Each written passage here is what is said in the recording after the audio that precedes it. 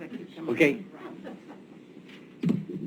Good morning, all. We're just got a little mouse problem here. Push escape or something? No. And just do that. Okay.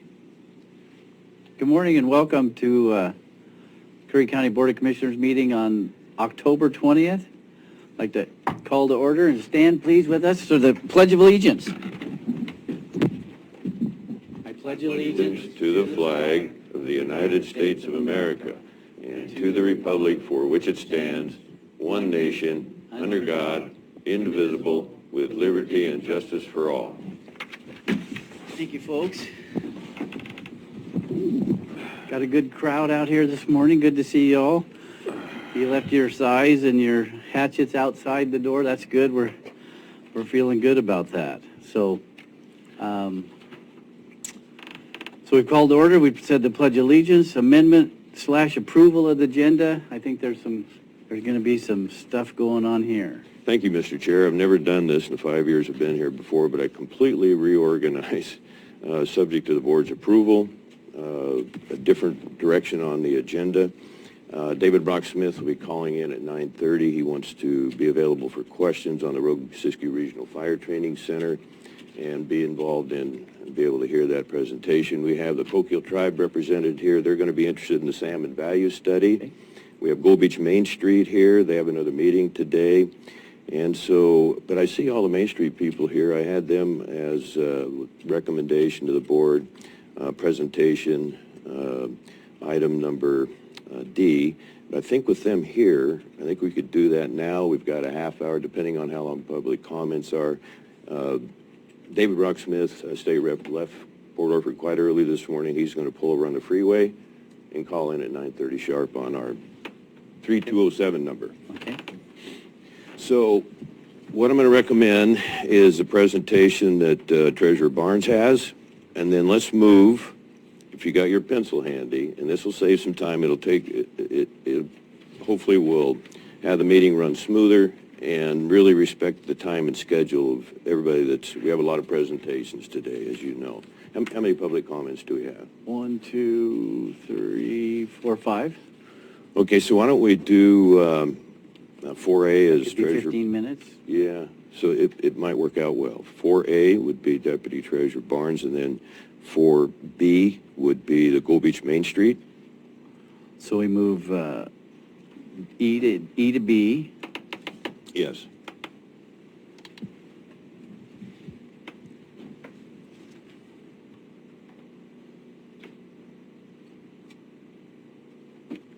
I don't see Mr. Johnston from the Coquille Nation here, but I think, is he on his way? No. You got stuck with the chairman today. Hi, I'm Brenda Mead, chairman Brent. for the Coquille Tribe. Okay. Welcome, but tell him he's in serious trouble, okay? We You're were gonna- really looking forward to this. You're in his stead? Yeah. Okay. And you'll do fine. Okay, so we won't be holding you up. You got to get back to Coos Bay, correct? I'm good. Okay, Okay. thank you.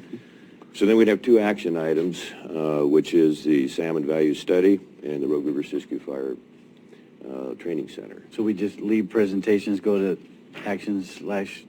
And the presentation continued would be seed, support for the Coquille Indian Tribe for the fall salmon crisis on the Coquille River.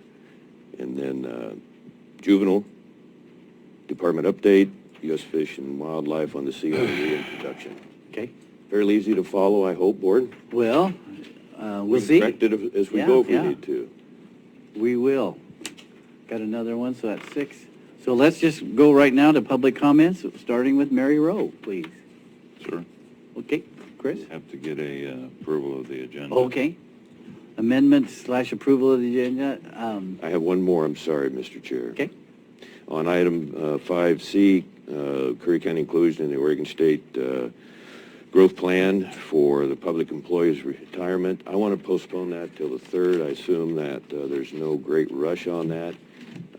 Public employee retirement is a very complex issue, and so I'm not ready to approve that today until I have time to really research this. It's a plan that's several billion dollars down, and you've heard Commissioner Huxley, you've heard me mention it in the past. And I just have some really grave concerns there that we take some time and not be in a rush to, my opinion on PERS, not well managed. Okay, any discussion on the consent agenda item C? Moving that till next month? All right, I move that we approve the agenda as amended. Second, Mr. Chair. Okay, it's been moved and seconded to approve the agenda. Crossing out C on the consent agenda. All in favor say yes. Yes. Yes. Motion carries 3-0. So, presentations, Mary, you are up.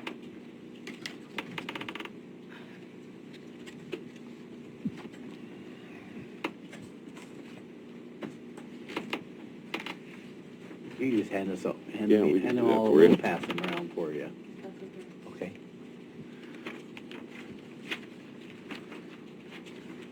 Thank you. Thank you, Mary.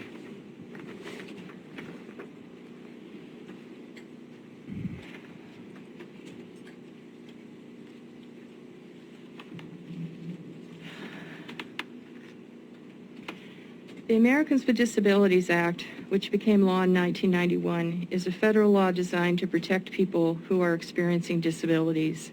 Title II of the Americans with Disabilities Act, or ADA, allows reasonable modifications to be granted so that citizens can participate in government activities.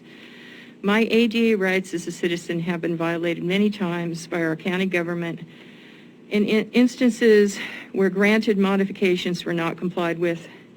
I am not speaking of instances where my rights were not understood, but rather of instances where my granted ADA modifications were knowingly and intentionally violated.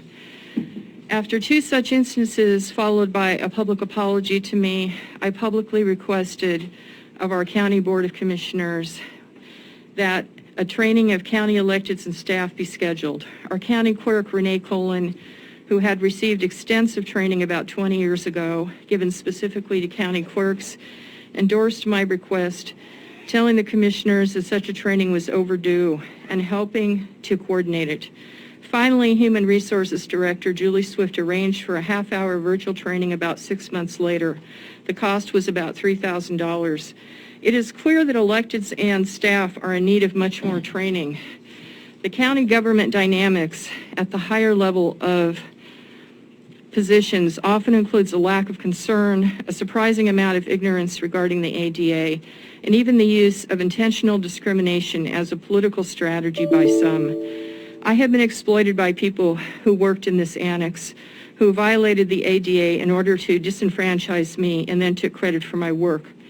Such exploitation is not surprising, though, as people who were not disabled have also been exploited by people in our county government who had power. My health has been adversely affected by all of the acts of discrimination, and it has been impossible for me to maintain trust and a positive attitude.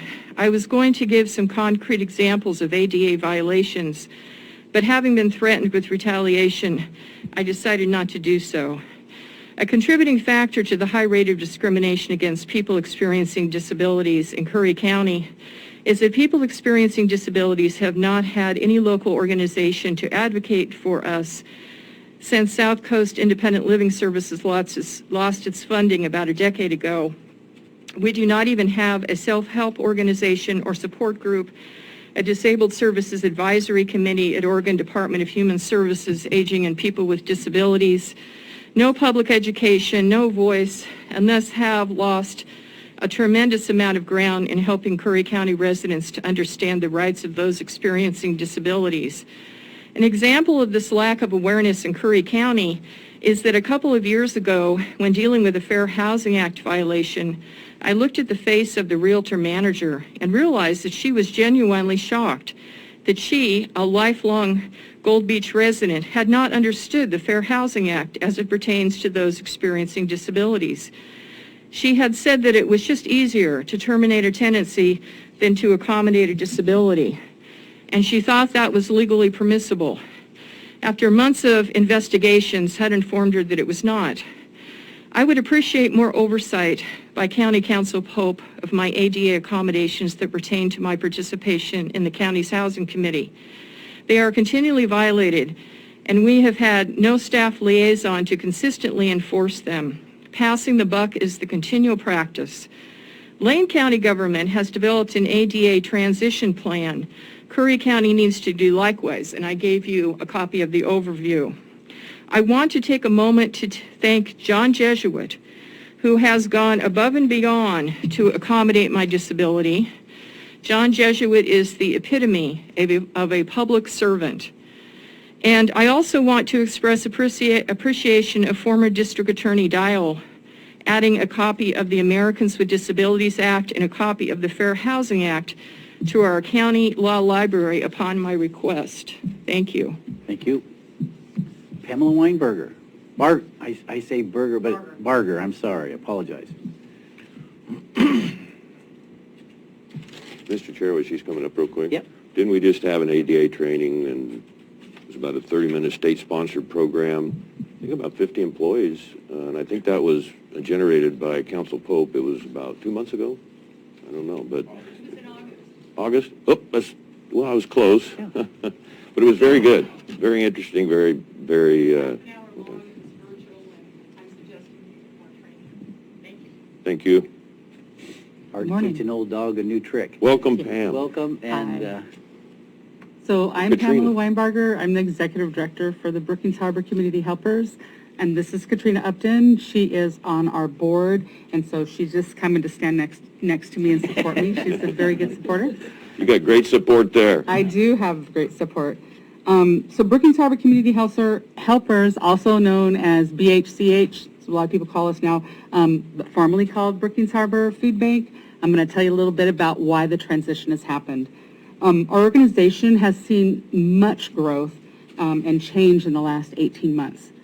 Our organization, when COVID hit in 2020, made the decision to remain open for our services. It wasn't easy, as many of our volunteers are over 60 and felt they needed to shelter in place, stay home, and stay safe. We understood this. However, we lost over 40% of our volunteers in one day. In the first few weeks of the pandemic, there were so many changes for us, for our community, and for our world. The schools closed, students were instructed to go to online learning, families were mandated to shelter in place, stay 6 feet apart, stay home, stay safe. People left the office and worked from home, learning how to participate in Zoom meetings, and soon businesses shut down. People scrambled to apply for unemployment and learn how to wear a mask, and life as we knew it came to a screeching halt. At the beginning of April 2020, we partnered with Brookings Schools Cafeteria to provide youth snack packs to go along with the Meals to Go program for youth who qualified for free and reduced lunches. And in January of 2020, we actually distributed 1,177 snack packs in that month. And in February, it was 1,072. And in March, it was 1,119. However, in April and May, we distributed over 6,400 youth snack packs to the youth in our community. And for the whole year of 2020, we distributed 22,719 youth snack packs. And in 2019, we distributed only 12,984. Our youth snack pack numbers doubled in 2020. In 2019, we provided over 40,000 services total for our food service and everything combined. And in 2020, we provided over 51,000 services. Many families struggled in 2020 trying to adjust to job losses, businesses closing, and the new and changing mandates. The necessities people needed changed in this time as well. People didn't only need food, but they needed hygiene necessities. They needed laundry soap, dish soap, baby diapers, cleaning products that food stamp benefits do not allow for. In 2021, we continued to see the need increase, even though business were slowly reopening and the lockdowns were easing and the people were returning to offices and the schools were starting in-person education. But there were still concerns and fears and needs and uncertainty. Many individuals and nonprofits and regional organizations and local businesses stepped up and helped us through the last 18 months. We have come together to champion each other, and many have gone the extra mile. At that time, in 2020, we hired a resource coordinator to manage what we call COVID relief with a grant from OHA, Oregon Health Authority. We contracted with All Care for a bilingual interpreter and advocate to provide advocacy to the Hispanic community. We've put up temporary walls and created space so they can work with clients. We've added shelving to our office spaces to make room for non-food necessities, all due to the pandemic, all within 600 square feet. We walked with families through COVID quarantines and isolation. We assisted clients affected by COVID-19 with rent and mortgage payments, purchased groceries, pet and food and prescriptions. We provide PPEs and COVID education. We delivered groceries and meals and sometimes late into the night to those COVID clients. We were on call for families affected by COVID, sharing information on how to quarantine and isolate safely, how to recover and to shelter in place and keep their families well. We created COVID-19 bags for adults and children, supplying information on safety, health, and COVID. We wiped down counters, refrigerators, and carts 100 times a day to keep ourselves and our families safe. We bagged groceries for families, hoping to provide what they needed to get through the next few days or weeks. Over the last 18 months, our vision and our mission changed. We no longer make sure no one goes hungry, but we've made it our new mission statement to making a difference, helping those in need within our community. This is what we strive to do every day, and it mirrors our name, Brookings Harbor Community Helpers. Thank you for giving me this time. Thank you. Pam, a couple of times I've been down to your office. That little place is incredibly busy and productive. And I hope the county and city of Brookings down the road can get you a bigger place to serve the needs of the citizens there. Thank you for making the drive up today, and we look forward to seeing you at the workshop as well. Absolutely. Thank We'll you, see this Ms. afternoon. Upton. Thank you. Beth Barker, Hidalgo. Good morning. Beth Barker, Hidalgo, Director of the Curry County Homeless Coalition. First, I want to thank you all, Chair Herzog and Commissioners Pash and Boyce, for carving out some time this afternoon for Pam and I and others to come and talk about bigger issues. But I wanted to make, in my 3 minutes here, and I'm hoping I'll give you back some time, make some folks aware of some real seismic changes that have happened in the social service area in Curry County. Oregon Coast Community Action is really struggling right now. We haven't had a general housing case manager in Curry County since February of this year. That means that any case management is happening distant from Coos Bay. And I'd like to think that we could put this all on COVID as a trigger for these changes, but unfortunately, as having been an employee with ORCA, I can tell you that this train was coming down the tracks. And so Pam and I would like to offer up our agencies as support gap services, if you will, while ORCA is getting their feet under them. We not only is there a lack of housing case management, but now utility assistance. October 1 launched the LIHEAP program.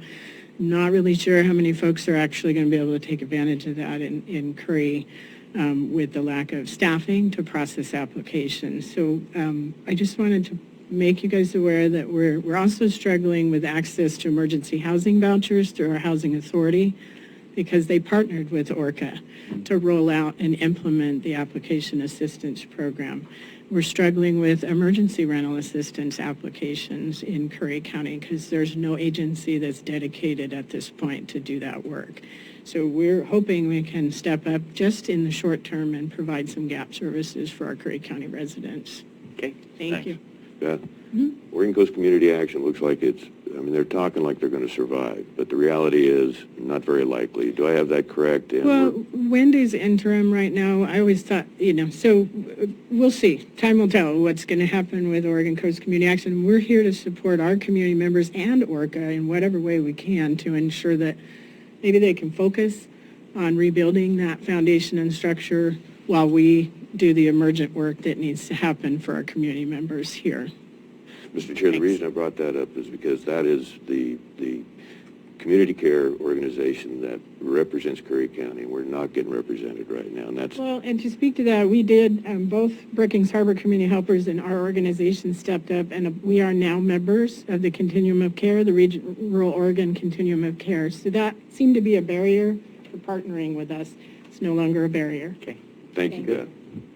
All right, Connie Hunter, please.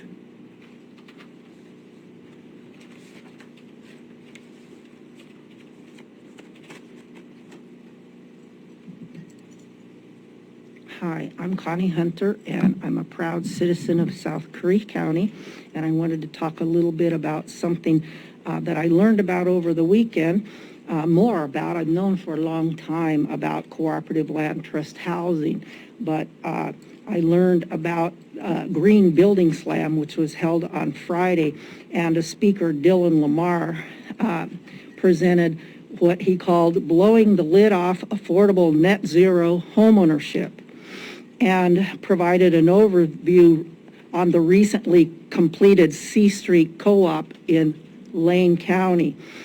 This program provides a way for renters to be transformed into homeowners through middle housing co-ops.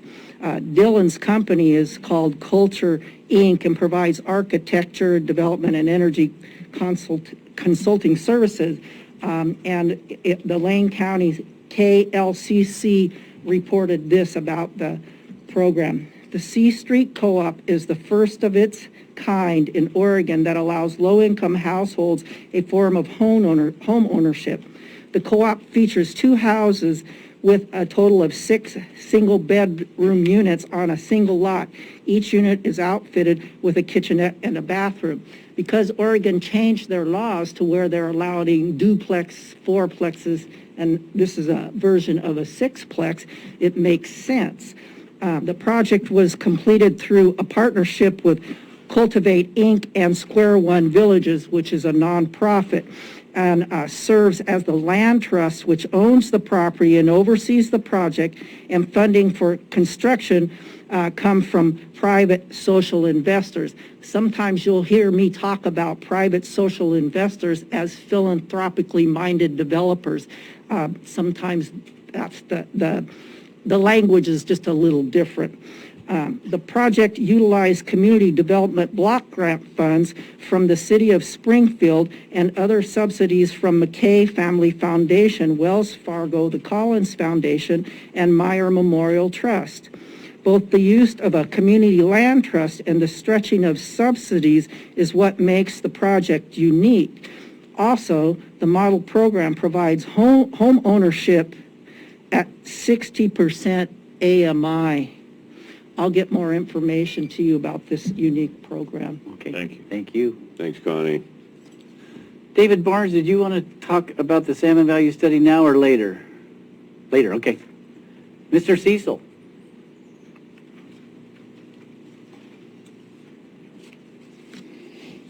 Morning, Commissioners. Morning. It's been a little while since I've seen you. I'm Brett Cecil, Chair of the Curry County Democrat Central Committee.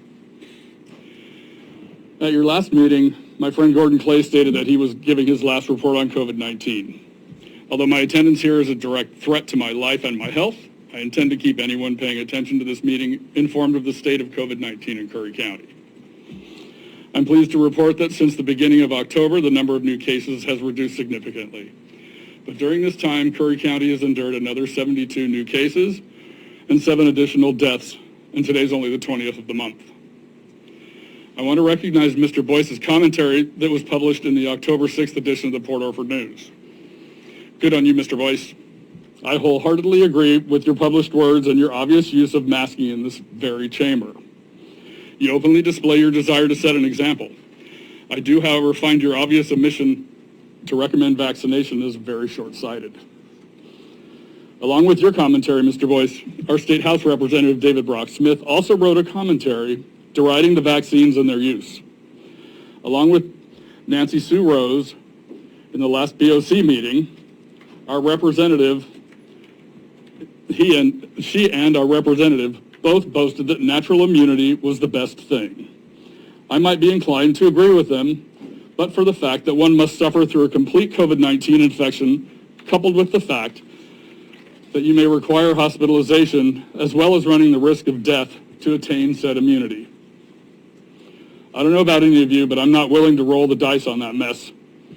A simple little injection will mimic a COVID-19 infection without any of the possibilities of becoming deathly ill or dead. I can, by obtaining a simple booster vaccination, continue throughout my lifetime to improve my immunity to COVID-19. Those of you who choose not to do so run the risk that at some point you will be exposed to and become infected by a variant of SARS-CoV-2 that will make you seriously ill or kill you. Additionally, I find it unfortunate that Curry County has a poor vaccination record. As of today, Curry County has vaccinated nearly 13,000 of our residents out of the 23,000 residents in the county. It's a measly 56%. Earlier this summer, we experienced a noticeable decrease in our caseload. People began vaccinating. Public confidence increased. Our economy began to make a shift toward improvement. But as the Delta variant swept in, public confidence waned, and our economy slipped again. There's a direct correlation between the health of our citizens and the performance of our economy. BOC seems to be very interested in the economic status of our county while overlooking the status of the health of our citizens. If you as the leaders of Curry County are at all interested in getting the economy of this county moving, you must get on the bandwagon and promote vaccination for everyone in Curry County and make an example of yourselves through your personal participation. Please lead from the front. Thank you, sir. Thank you. Presentations, first one is introduction. David and Callie, come on in.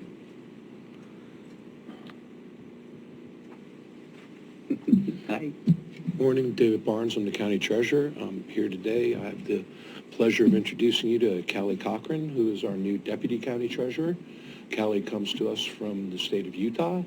She's been here where she worked for Fish and Wildlife, I believe, and she's been here for a couple of weeks now, and she's really fitting in well and has shown great initiative and just really seems like a good fit for everybody. So, but I wanted to present her to you and to the public today. Speak. Welcome. Hi. You're welcome to take your mask off. Okay. What do you want me to say? I moved here about a month. If you don't want to. Well, I moved here about a month ago from Utah, and yeah, he's correct. I was working for the Division of Wildlife Resources as the accounts payable manager. So I have a lot of accounting knowledge and experience that I'm bringing with to Curry County. Thank you. So how does Curry County compare to Utah from your perspective? There's a lot more paper usage here. Good answer. Well, it's all the trees we have. Right. And There's not as many. There's just dirt in Utah. I noticed a sticker on your car. Are you a hunter or is somebody a hunter? Yes. Okay. Yep. Yeah. My sticker is, I'm originally from Minnesota, so Okay. I'm a Minnesota Vikings fan, and And a sorry, Ducks fan JJ. now, right? And, We'll hold both against you. and then, yeah, I hunt as well. Okay. Welcome. Welcome. Big and it's welcome. good to have you, Callie. And the only bad part is you have to have an office so close to Dave, but that, You get used to it. Yeah. Her office is actually bigger than mine. There you go. I'm brighter Welcome. now. Yes, I'm brighter. Okay. Thank you, Thanks. guys. So this is perfect. It's 9:29. David was calling in at 9:30. I expect that phone to ring. Shall we go ahead and do Gold Beach Main Street now? Sure. And He can wait. If they don't mind the interruption, assuming the phone rings, then we'll just tell him Yeah. He's a that public he's on servant. standby. We can tell. Gold I- Beach takes precedent. Yeah. I can tell that David Brock Smith. I've known David Brock since he was a little tiny knee-high to a small duck. So, Let's see. Welcome, Lori. This fit. welcome. Well, I really want to thank Chairman Herzog, Commissioner Boyce, and Pash. Thank you so much for letting us be on the agenda. We're very excited. I must tell you, do I need this or not? Just right. Yeah, that's Okay. perfect. So I must tell you that I'm not a public speaker. I am nervous. I've had a ton of support from our board in getting ready for this. My husband started off by saying, honey, slow as pro, as I'm chanting this into the living room. And when I left, his parting comment was, get this over with. So here I am. And so I'd like to introduce our board that's here first and foremost, which is Deb Trinan Stand up, and Michelle Fritsch and Sheree McNair. So we're missing 4 other board members. And then we have our very valuable, can't live without community coordinator, Lindsay. Please stand up. She's the one that makes it all happen for us. And if you can imagine 7 women that are dreamers that just have, tons of dreams, vision, and energy, and it's like herding cats. And Lindsay, You make, Okay, I we can gotta almost applaud cry. on She's that going to leave. She's going to leave us the end of the year. We don't know if we're going to survive without her. We're really happy. I think she's trying to go into a mental health van and get the heck out of here. So anyway, I see Sharon back there, too. Huh? yeah. And Sharon, I'm going to talk about as we go through our presentation, but she's a phenomenal volunteer that's extremely talented, and we're lucky to have her, as we do have a lot of volunteers with different talents that are part of who we are. Let me see here. Oh, you know, as you see here, established in 2016, doesn't sound like that long ago, but trust me, 7 women for 5 years, supporting and loving each other. It's pretty phenomenal. We all have strong vision. We let go of things, we compromise, and we move forward. And Tammy Kaufman, our mayor, once said, I've only seen one other group in this town last, and that's a theater group. And we looked her straight in the eye and said, here we come, and we ain't going anywhere. So I want you to know that, and maybe this slideshow will be indicative of that. First of all, has anybody seen the banners and snowflakes? Come on. Have you seen them? Did you drive from your home here this morning, Chris? Yes. Okay. Just raise your head up just slightly, and you will see. It's absolutely phenomenal. We are so ecstatic. There's been so much funding and work that's gone into that. Max Kelly, who's one of our new temporary residents in our town that flies in and out, donated a majority of the money, $15,000 for snowflakes. Wild Rivers Coast Alliance, Band and Dunes, and ACVA, and tons of people donated. Who else, Lindsay? Donated money for banners. The city, thank you, the city. And so we have learned to generate relationships and get community partners for funding, as you'll see as we move through the slideshow. So here we go. It'll be quick. So for the last so many years, we have put in 26 benches and installed 13 mini parks along Ellingsburg Avenue. Have you noticed them? Mm-hmm. Has anyone noticed them? Okay, so every time we take on a mini park, it's a myriad of things that are pretty, and we're not contractors, but somehow we figured this out. We restore the soil, we get backhoes in there, we dig up everything, we replenish it, we have, let's move forward here, where's my clicker? Here we have the Forest Service, and we went, oh my gosh, that is such a long run there, and by gosh, we did it. You know, we brought in, whose boulders were they? Okay, we don't need to mention it then. Hopefully they came from Curry County, right? They did. I think they come up from up in Indian Hills. We love those boulders. And so Freeman Rock, Deb Trinan with her pickup to Portland to get trees and plants. I mean, labor of love. Every single site. So here we have Leslie Keating down at Interiors. She went ahead on our request and cut out the asphalt. So as you're coming into town from the south, it greets you on the right with this whole grouping. We've had Kathy Arnrig that has come in and put irrigation in each of them, and so we're moving forward to how we can irrigate without having to have a watering truck go through in our extremely dry weather. We've been very challenged, and Rob Davis has been phenomenal in helping us with that 3 times a week. Okay, so then you know what's happened at the courthouse, right? You've seen that. You've seen our plantings here. We've had Wendy Lang with the juvenile department help us. Michelle Fritsch down at the high school. Oh my gosh, were we up at 10 at night? Michelle's power washing and spraying and painting the planter. Phenomenal things have happened in this town. And I might say, and need you to know, that we have a whole plan, shocker, for the courthouse. Where you see the recessed areas where the windows are between those planks, how about some Port Orford cedar planks with black bolts and slate going up the side of the entry and painting it and really giving it some dimension. And we even have some private funders lined up. We even, Brody Carpenter has a whole mock-up of what this could look like. If we decide to keep the building, we think this should happen. So it's in the wings, so please know that. Okay. You can rebuild the whole thing as far as I'm concerned. You tell us, because we're ready to make this place better if you keep it. So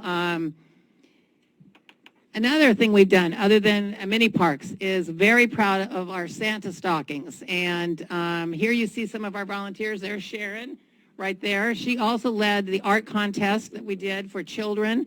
And we had about $4,000 in funding, privately done from the community, and we had 375 people do a drive-through for stockings. And I mean, we literally had people crying, kids crying, the volunteers crying. It was an amazing experience. We're very proud of it. We also had the Christmas lighting competition where we had 24 entries. I think Wendy Lang with the Juvenile Department has started with what she's going to do for the courthouse, and I'm hoping Michelle and Carly are at the high school getting that going, and so phenomenal gift certificates were given for that. And then we were acknowledged by the Oregon Parks Department for doing a small town Christmas events, and we were given a beautiful plaque for that. And pretty proud of that fact that we were acknowledged statewide. And then also, Tim O'Dwyer was acknowledged by Oregon Main Street as one of 6 volunteers in the state to be so phenomenal. He, along with all our husbands, and who else was there? Scott Knox, Tony Jakacki, all kinds of people came forward to pour all the cement slabs for all these benches and then stained them for us. So he's very integral in what we've done. We just got a grant from ACVA, Oregon Coast Visitors Association, and Wild River Coast Alliance, which is Bandon Dunes, for $23,000 to upgrade the mini pocket park here. And we're going to fix the cement, we're going to stain the planters and replant it and hopefully do some lighting. And so there's that. These are all our funders. And we kind of got taken to the cleaners when we first visited Bandon Dunes, Wild Rivers Coast. We just went up with an $80,000 project we wanted to do, and they said, well, what kind of relationships do you have with all the funders everywhere? Where's your matching funds? And we kind of put our tail between our legs. We went home, and now look what we've done. We've learned to partner. Urban renewal with the city and Wild Rivers Coast, Oregon Coast Visitors Association, Travel Oregon, Gold Beach Community Fund has donated to us. Oregon Main Street has donated. Ford has been a huge contributor, and Max Kelly, used to be our anonymous funder, is now, we can call him by name. He's been very supportive to us. Okay, so Sharon Gwen, right here, is our artist, and we are so excited to use her. And she created our logo for what our big project upcoming is now, which is Let's Go Underground. And nice job, Sharon. It's beautiful. So we started this, actually, Underground Power, in 2019 with a grant from Ford to do community town halls. And we've met with over 300 people. And what do you think the number one thing they all say that they want for this town? This is a test. Somebody needs to answer it. Swimming pool. A Taco Bell. Okay, there's one option. Less telephone poles. There you go. Underground power. Everybody wants it. Every town's doing it. We're way behind the times, and it will make the most single valuable thing that this town can have is underground power. So here you have us on the left, and here you have Florence, who has put underground power in. You know all the banners that are on the north end of town. We can't do those through town. We can't do this because of all the poles and wires that are sitting there. This is our vision for what our town could look like. The mile-long stretch of our town could look like this, with banners and poles, lighting, and flowers. We're here to help do it, but we need a lot of support, and we are looking for funding for the phases. So here's our banners, and we worked with Lookout with Holly, and she's done a lot of stuff for Travel Oregon. We wanted our artwork to coincide with what the state is doing, what Southern Oregon's doing. And you see, we're really focusing on our recreation because we feel like that's what we have to offer. And as you drive north, you'll see those. Here is Murray Smith. We've met with Murray Smith, as we have with the City of Florence and the City of Reedsport, to learn from them. And Murray Smith did Florence, beginning to end, feasibility study to all the underground power. And as we've been learning, we're not here to do the power. We're not here to follow all the steps. We're here to hire a firm that does it for us. And then we know it's done right, and all the boxes are clicked. So we're very excited about their potential. The city has endorsed them as a good person to use. With that follow-up, in our discussions with Ford, they have agreed to fund someone to start a technical assistance grant to have someone who's going to develop the 3 to 5 year plan on this. What are the stages? Who should our partners be? Where's our funding going to come from? How are we going to do this? Because this is new to all of us. So we need, and Ford has given us like $5,000 to $6,000 to hire Andy to start this process, and we're very excited about it. So here's the bottom line on the funding. We figure it could be as much as $60,000 for the feasibility study. That's what we want to get going on as soon as possible. And so we've gone to Jody at the city. We're going to ask the Urban Renewal for $30,000. We're going to ask the Ford Foundation for $20,000. We've talked to Ford, and now we are still in limbo with where the last 10 is going to come from. I don't know if anybody in the room or commissioners have any ideas of where we should go for that 10, but we sure do need help. Any thoughts? Put it on the list. I mean, I know the county's pressed, but I don't know if there's alternative funding that you know is coming through that this could be applicable to. We talked to TLT. I'm on that committee, and it's kind of a hard asset ask, which is not like a grant. It's this ask would be more like what the fairgrounds is getting and the sheriff's getting in terms of TLT. So that did not apply. So we're trying to think creatively of where the last 10 can come from. And so if you put your thinking caps on that would be great. So, and last but not least, here is Lindsay again. And we do not have someone to fill her position. We have pretty much secured the funding for her position, which we're excited about. We've been hesitant to put it out, to advertise it, because we found Lindsay without doing that, and she's been a perfect match because she's a liaison between us and the city and does tasks for both. So if you know anybody that you think would be great for this job, please let us know. And any questions? Thank you. Oh, yes. No questions? I didn't know you're on the TLT committee, and yes. That would be probably your next presentation, and with Chair Wilkinson, and just following through at that step. I think this has been a really good opportunity to reach out to the citizens. This goes pretty much anybody that's interested in watching our board meetings, and so this is a very good presentation. It's an exciting time. Mm-hmm. Competing with Florence might be a little difficult, but take them on. That's great. And yeah, I really want to highlight the work that you've done around the community. 7 years is that's a big deal. And I think your original board members are still with you and still contributing. And we wouldn't be anywhere without them. It's phenomenal. It really says a great deal. Yeah. What do you guys think of underground power? Is that too loaded a question to publicly answer? I personally would love to see underground power here. I think the cost of doing that for a small community like ours is going to be really difficult. Mm-hmm. I was involved in twice removed from Encinitas when they did a lot of their work down there. Mm-hmm. And their budget went way over what they thought it was going to be because of all the ancillary businesses and hookups that they had to do. Right. But the only way my personal opinion, the only way I could see that happening in Gold Beach would be like the Florence footprint, reducing it to 2 lanes, widening the sidewalks to 30 to 50 feet, and having, open cafes and that kind of stuff on the sidewalks like Encinitas in the summertime would be a great idea. I know. I mean, we've got a mile-long stretch that really could look charming, and this is the item that could do it. Exactly. But you're going to also look into having to reface all the buildings and bring all that up to date, and the infrastructure would be, the ancillary infrastructure would be difficult. Right. And time-consuming as well. Well, it's easy to get overwhelmed by this and say, forget it, but we're charging forward. I didn't say that. Yeah.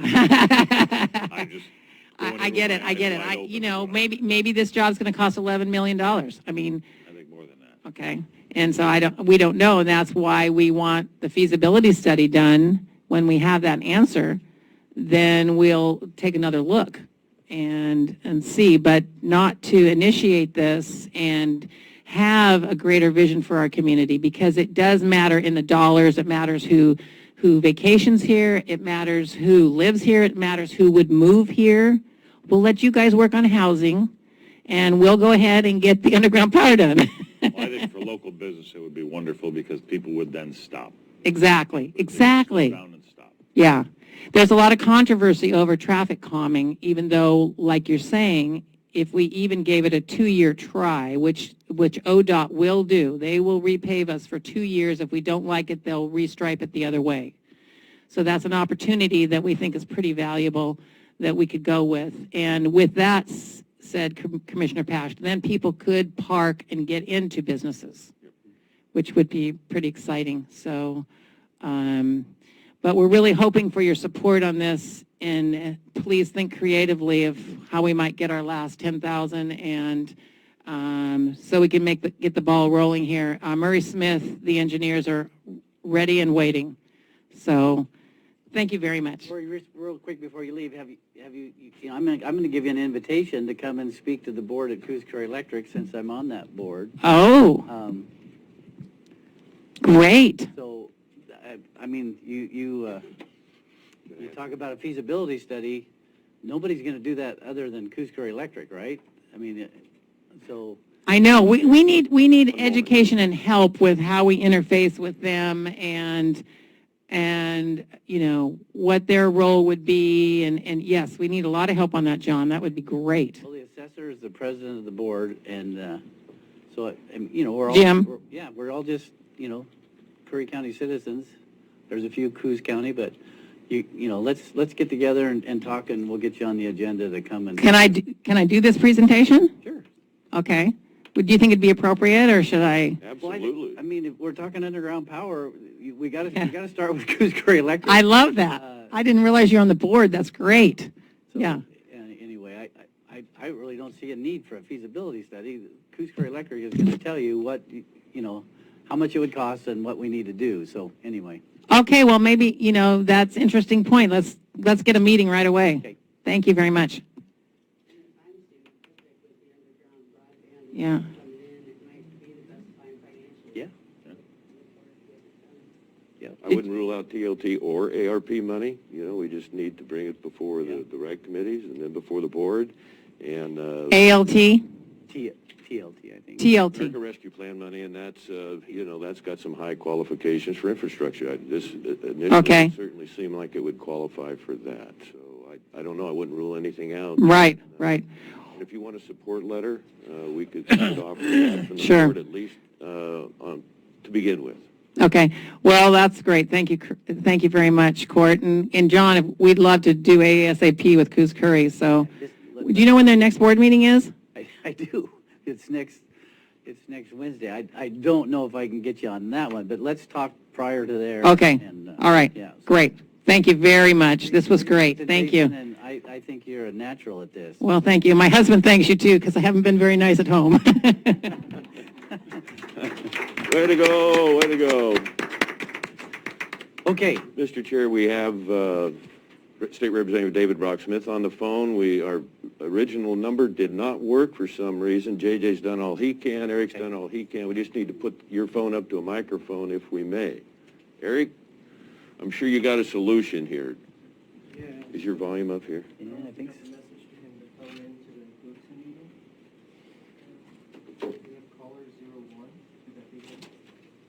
David Brock? Good morning, Chair Herzog. Can we just put him up to Yeah. We could So- hold up the mic. Well, he There. can't call into a phone number? I mean, When I call into the phone number, it goes to a Cisco Connect automated operator and asks for an extension. That's all right, David. Go ahead and speak. This is Chris. Go ahead and speak. You're coming in pretty well, Oh, State Rep. I gave you my lapel mic, so you're on. Well, good morning, Commissioners, and thank you so much for the opportunity. Sorry for the technical difficulties. I appreciate the former presentation, and congratulations to Gold Beach Main Street and their board for all the work they're doing down there. I'm actually up in Salem because I'm attending, as Commissioner Herzog mentioned, Coquille Electric, the annual electric cooperatives annual meeting today, where I'm going to be on a panel because of our Bill 5.4, which is going to be a game changer in Oregon, especially rural Oregon, with the rural electric cooperatives being able to utilize their utility poles to bring fiber to every corner of the state. But today we're talking about a wonderful opportunity for the Rogue Siskiyou River Fire Training Center and the resources. We were having we had opportunities at the state to have discretionary ARPA dollars. Unfortunately, we were limited to the scope and also the number of projects that we could donate those to. In conversations with Senator Hurd has graciously, through his opportunity, donated $500,000 to Curry County to purchase the property for the Fire Training Center. This will be the first and only fire training center in Oregon, and I appreciate the board and their hopeful support in moving forward. And you'll be able to hear a lot more from Cam and Commissioner Boyce and others. This is an exciting opportunity to not only grow economic development for Central Curry, but to provide these needed skills within a landscape that is so close to a time frame that has burn severity in different stages for training purposes just miles away. So again, I apologize for the technical difficulties. I thank you for your time and work, commissioners, and I appreciate the opportunity to speak to you this morning. Representative Brock-Smith, thank you very much. Are you going to be available for questions should they arise? Are you going to give us another 10 minutes? Is that possible for your schedule? I will try, Commissioner Boyce. I need to get on to the annual conference, so I will try to hang on. But I know that Cam is there, and he should be able to answer any questions if I'm not able to hang on the phone. Perfect. So I just want to do a little introduction here and a little background. This is I don't know if it's a dream, but it's certainly the vision of longtime Gold Beach Fire Chief Tyson Krieger. He's been working on this and recruiting the right people, I think, for the last 3 years. And as fire is our number one concern in Oregon, with the tremendous fuel loads that we have and the deep timber, the fire history that we have, certainly in Curry County and throughout Oregon, and the shortage of firefighters, he has recognized that and, again, has brought some key people on board. So before you have to go, Representative Brock-Smith, you represent parts of 4 counties, and I just want to commend you, either all or parts of 4 different counties, and you've been very fair in trying to distribute the $2 million equally through those counties. And fire is our number one concern, and the firefighters, here we are today moving forward, and the acquisition of property, we could not have done that without your involvement. So Tyson and certainly his father, Wayne Krieger, former state representative, recruited River Docs. And my gosh, we have had meeting after meeting for 3 years now. We've had some minor setbacks, but we're always moving forward. And to date, we have been able to raise through the promotions and efforts and focus of River Docs almost $800,000 in either pledges or grants. And that's no small thing, because I think Oregonians recognize the need for firefighters, and our long-term vision is to bring firefighters from all over the western United States to train in this facility, and eventually emergency training positions. So, Cam, it's been great to get reacquainted with you over when we were practically kids, and the people you've brought on board.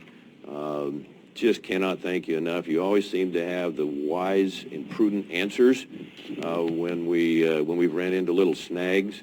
Your ability and that of Kathleen to work with all the people in the different projects throughout Southwest Oregon. Your time as a interim county commissioner for Coos County, you filled in when they had a loss there, and I remember those days, and my heart goes out to your efforts and, and the intensity.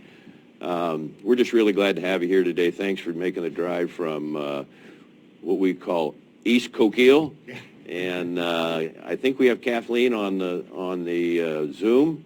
I see she's on mute right now, but again, all the meetings, and now the final part of phase 2, correct me if I'm wrong, to acquire the property, the Southwest Oregon Children's Foundation, and the wonderful thing, not just one, but one of the main special things about that property is that the money's going back into the community for the support of our youth, all 3 county areas. So, Cam, please come up to the microphone, adjust it if you would, and I almost want to give you an applause, but it might be inappropriate right now. But thanks for coming today. Well, I can't tell all of you what a joy it is to be here. I fell in love with this community when I was a little boy. Then I caught my first 53-pound salmon up at the ferry hole, and that made it even that much more special. And I burned up the generator one night up at Paradise at the chess game with Alan that went until 3:30 in the morning. He said that was the most expensive game I've ever played. So I guarantee you lost, right? Yeah, I did. But I'll tell you, this is just one special community, and it's so exciting for me that the state's first wildfire training center could be right here in the heart of the area that we love so much. And what that can do for us, not just to fight wildfire and to train our young people with careers that are really incredible, careers in terms of economics and being able to support a family, but what it can do in terms of bringing other dollars into this area for additional training for other states. Wildfire training centers are just slammed because of the need now. So we already know as soon as we get off the ground, there's going to be a waiting list to get in and take part of the training. The best thing about this, too, is that we're right on the edge of the most rugged place in the United States where you'd ever want to learn to fight a wildfire. And we've talked to a lot of the big city politicians, and they're all like, well, how come you can't put it in our downtown? And we'd say, well, Senator, maybe you want to think about it. If you have somebody fighting a wildfire, do you want them to have trained on the pavement in Eugene or in the most rugged part of the United States? And that's what we can offer. This is going to be a full-service training facility. It's going to train men and women from Oregon first and foremost because we're so excited about that. The need for firefighters, especially wildland firefighters, as all of you know, is critical. Most of our incident commanders say the biggest thing that slams them is not having adequate personnel to get on these big fires right away. And if they had that level of personnel, they could stomp them out and get them taken care of so they don't explode into 100,000-acre fires that threaten communities. Our thought is also to eventually have a firefighting crew at this establishment, also have a hotshot team based there eventually. We have some big dreams. But if you don't dream big, you can't make things happen. And this has been the biggest dream to achieve this. Court's been amazing. David Brock-Smith, all the people that have been involved, the Krieger family. The chief is just a breath of fresh air as far as big dreams go. And we've worked on this for a long time. I know it says 2 years formally, but we've been working on it a lot longer than that. And so this money that's allocated now is to purchase both the property. The property price has an estimated purchase of about $415,000. Site due diligence, preliminary build out about $85,000. I'll let Kathleen talk just a minute about the budget, so you know where the money would be going that we'd be asking for. Kathleen, you want to talk a little bit? Welcome, Kathleen. Yes. Good morning, everybody.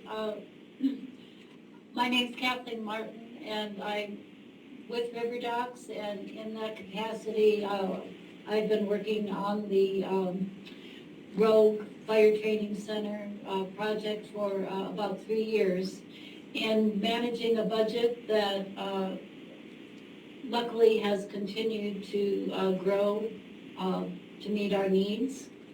And in this particular case, the state of Oregon has awarded $500,000 to the project for purchase of property. As Cam just mentioned, the estimated sale price is $415,000, with a remaining $85,000 to be used as on the property. And what we've done is included that $85,000 in management of building out the property once it's purchased. And there's 3 or 4 line items that we would be using the money for. First of all, for environmental review and to initiate the permits that would be required to develop the site first, as well as continue on to construction of the facility. And that's approximately $35,000 in the budget. I believe you have a copy of that. There's also a line item for $30,000, which is going to be used to begin to hire a engineer and design company or consultant that would bring a design to about 30% completion, so that again we can use that start of the design to begin applying for permits, as well as use that to obtain further money for completing the design and construction, which is we intend to approach the federal programs such as USDA for that funding. And then finally, there's a $20,000 line item which would be used to hire any consultants or what we would call independent contractors that are needed during the time that we would be developing the site and preparing for applying for construction funding. And so that is the breakdown of the $85,000 that we would request that we would be able to include that in our total budget that we have right now, for which is bringing that to, we received a Oregon Community Foundation grant recently for this process as well, and that was approximately $107,000. So that gives us the total funding we need to prepare the project for applying for federal funds to begin construction of the facility. That's wonderful, Kathleen. Thank you so much. And I want to thank you so sincerely for being willing to be administrators of this project, because the only way it could have ever happened is if Curry County had stepped forward and said, we're going to be a vital part of this, we're going to make this happen. One of the reasons this first funding, as far as the acquisition of the property, is so important is because it's going to allow us to access federal funds. It's our buy-in from both the state of Oregon and from Curry County to make this happen. And it's a wonderful level of buy-in because it'll be able to jump us up to building the facility in the next go-round. We've had a lot of experience with federal grants and economic building within rural communities. It's what we love, it's what we know, and it's what we do. And when I'm not out in waiters, which is the other half of my life, this is what I don't get to get let in buildings too often. This is a joy, and it's so exciting, and you can see it working. You can see it there. You can see it being a vital part of this community. And it's going to be up at the site on Euchre Creek. We're working now on nuts and bolts. The first formal meeting of the new board will be next Wednesday here in Gold Beach. We're very excited about that. And we're working full steam ahead on all the infrastructure, incorporation, the nonprofit, all the pieces we need to formally move forward. The city of Gold Beach has been very sweet in helping shepherd some of this funding while we're in an interim period. So that's where it is. I think it's the most exciting project in the state of Oregon right now, but of course I'm partial. But I think really it means the most to not just our area right here, but the entire state. If we can resolve this issue, we're going to make such a great step forward for the state of Oregon in dealing with the continuing threat of wildfire and have people adequately trained so we have confidence that they're going to be safe when they're out fighting these big fires. That's what we're doing. All right. I hope you enjoy it. Court? Quantity and quality of firefighters. So quick question. Administering this project through River Docks, that would be, what is the time frame Cam, how long is River Docs committed? Because we're looking at several years. Right, Kathleen, maybe you can talk to him about the long-term time schedule a little bit? Yes, well, we're in what we call phase 2 of the project development, which we anticipate will go for approximately 9 months to a year at the outside. And that, again, will get us all of the details, project details, and organizational development we need to then apply for federal funds to build the facility. And that we anticipate would be launched next, I would say in August is when we are starting phase 3. And as the funds become available, that would be then building out, and we should be operational by the end of, let's see, it would be 2023 at the latest. Also, Cam, between you and certainly Representative Brock Smith, we've had some good contacts with the U.S. senators for the federal funding. We're getting their attention, their staff, and so I've been very encouraged by that progress as well. And I know you've been very much involved in that. So do you want to speak to that at all? Sure. Yeah. No. I'm very excited about that because it's rare that you can find a rural project in a smaller community that can really attract Washington's attention. Mm-hmm. But of course, the wildfire issue is universal. You know, it's at the top of the governor's to-do list. It also is the top of our state federal senators' to-do list also. So having this money, we needed this buy-in before we could move forward. If we didn't have the state at least say, look, we're willing to put up the land value, it would have been very difficult to access federal funding. But we're looking at a number of different ways of doing that. We also have a pending infrastructure bill in whatever form that takes coming down the road, which should actually be pretty well endowed with some money that could potentially go to the build out of this facility. So as Kathleen mentioned, USDA grants are a target of ours. Court kids me all the time because we get further over a fly rod over a good sandwich than we do in boardrooms, and we've had a lot of those meetings. I anticipate a lot more of them coming up. We're blessed to have wonderful relationships with our legislators. They love coming here. They love participating in projects like this. And Curry County is truly a target. It's way up on the federal to-do list for good things economically. So I think that bodes well for us for the future. All righty, well, thank you for coming. All we got to do is teach David Brock how to phone in. I see everybody else can do it, but... Mr. Chair? Yeah? Just one more thing. Part of Oregon Community Foundation's condition was that we had this, have a group or organization like yours administer this project. And that doesn't rule them out for future funding additionally either, okay? So you need to clarify. Do we need to clarify that? I think I just... Yeah, we have a wonderful relationship with the Oregon Community Foundation. They're folks like us, and we have some great people involved. Penny Allen, of course, is their representative board member for Southern Oregon, and she's based in Bandon, which is really wonderf's and she and I... That's why you had me take her upriver. Oh, yes. I didn't know. There's a method to my madness. She's a dear friend. I've known her for many, many years, and she's certainly in our corner, rooting hard. And their executive director is just a dynamite person. We're blessed that Melissa is on our board at Wild Rivers Coast Alliance.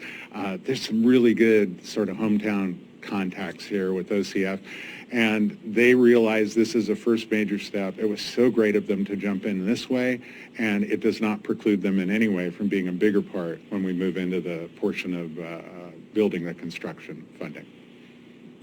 Very good. Any other questions for... So, Mr. Chair, I'm ready to make a motion if there is no other questions or discussion. This is an action item, so I'm going to make a motion that this board approve the Rogue Siskiyou Regional Fire Training Center contract to be administered by Cam Perry and Kathleen Martin of River Docs.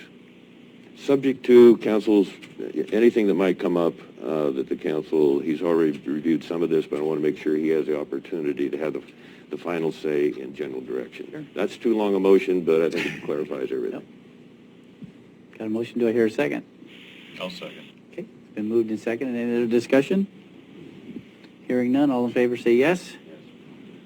Yes. Opposed say no. Motion carries 3-0. Thank you so much, gentlemen. What a joy. What a joy, really, to be at this point. Thanks, Kathleen, but we have you too. We're going to probably take a break. Yep, we got to Mr. take a Chair, break. And you're next on the agenda. Okay. Great. And then the Coquille Tribe recognition. You're welcome, bud. Oh, you're still there? No, he's done. Oh. If you can't call in correctly, you don't get to talk much. He did it. We gave him the right number, but it didn't work. So he tried 3 times. But he called your number. That's heads up. He's a graduate of Port Orford. We'll meet back here, take a break. We're back in session. And we are, does anybody know where we're at? As far as the presentations? Yeah, we're next on the Curry County Salmon Value Study, collaborative funding. I'm happy to address the board here and start the process, Mr. Chair. If that's actually a discussion action item, right? Yes. Okay. Which one? The number or letter? Well, it would actually now be about 4C. Okay. Sole source. No, that's a tower. 4C? On the original agenda. Oh, okay. There we go. Hot dog. It's good. So, if I may, Mr. Chair? Yeah, go ahead.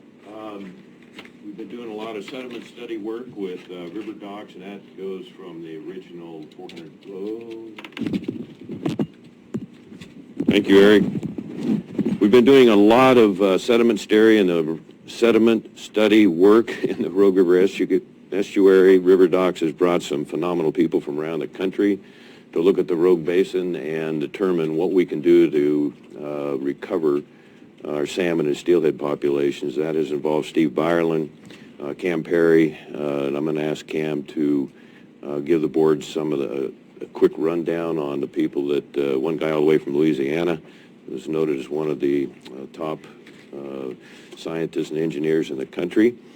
And what we're here today to decide on board is contributing to the value study and recognizing that Coos County has already helped, and so has Wild Rivers Coast Alliance through the Banded Dunes.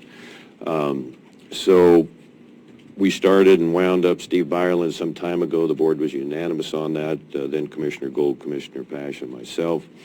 And we're just happy to go to the next phase here. And this is a study that needs updated. And Echo Northwest is actually, we just got another grant that Commissioner Cribbins and I worked on. I'll give the board a better update on that for a housing analysis.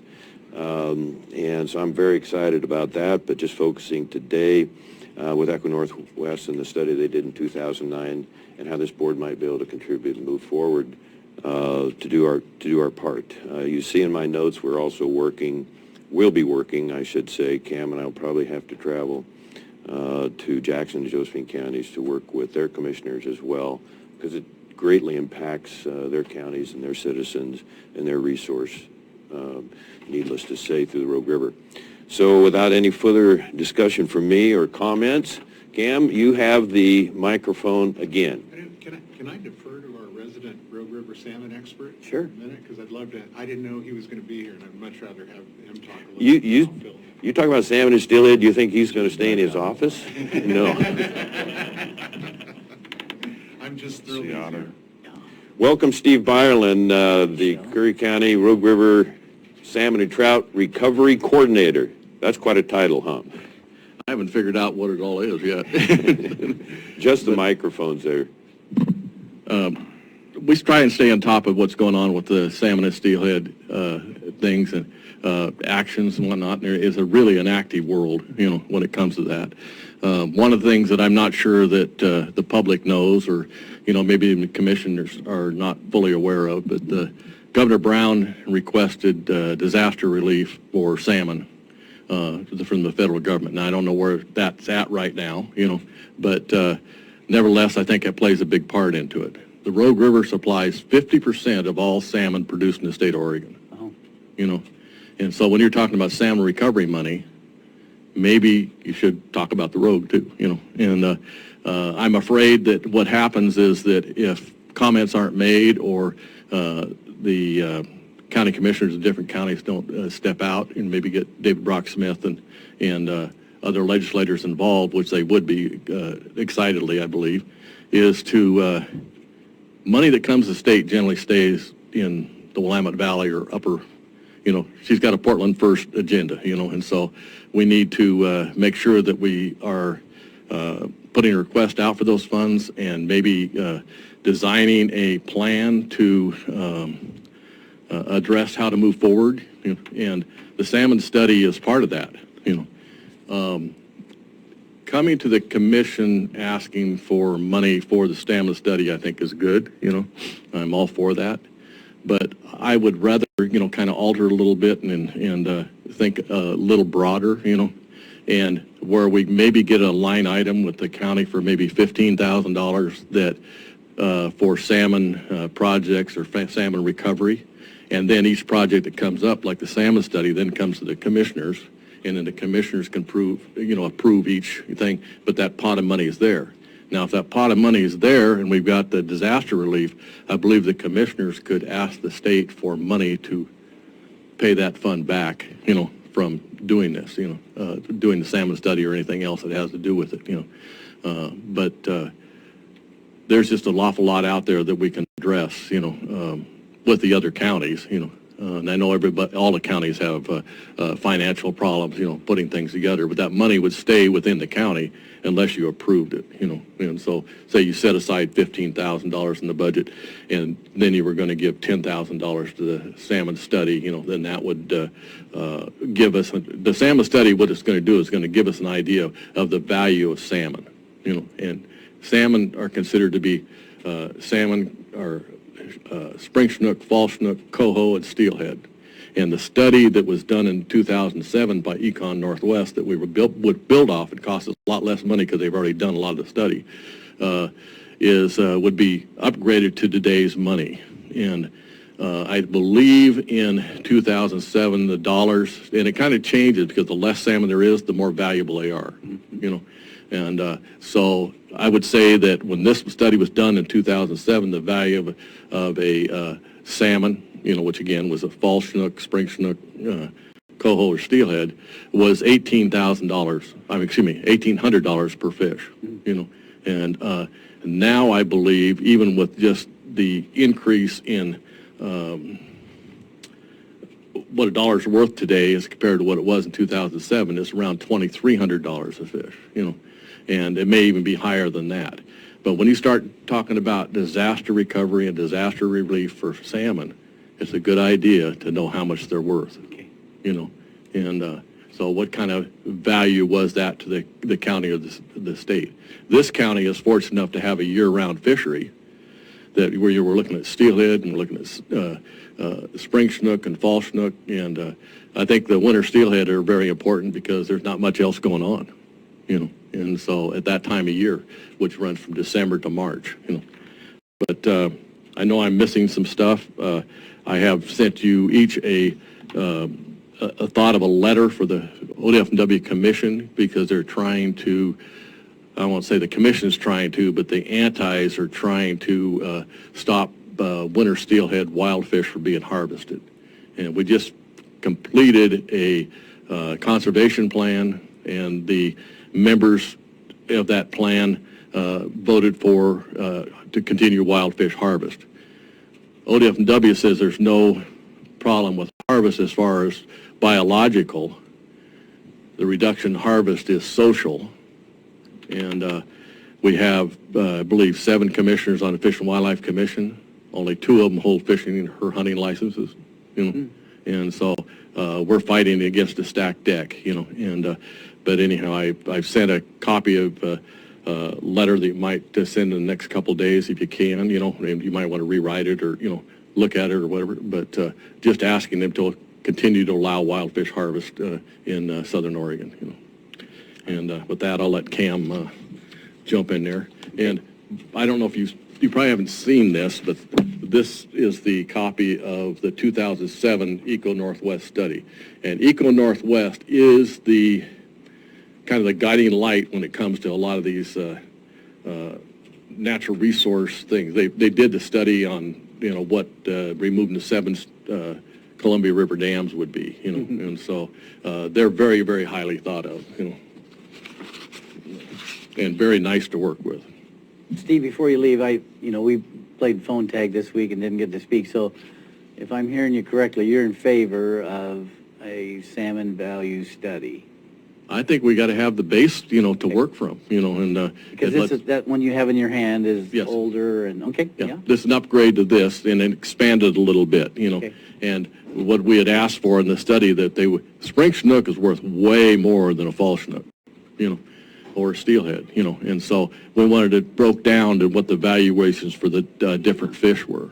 Okay. And as an example, we've been looking at Coal River Hatchery, and they put out 1.7 million smolt to go to ocean to come back, and it's absolutely crashed, and they only get a less than 1/4% return, and it should be 2 or 3% return.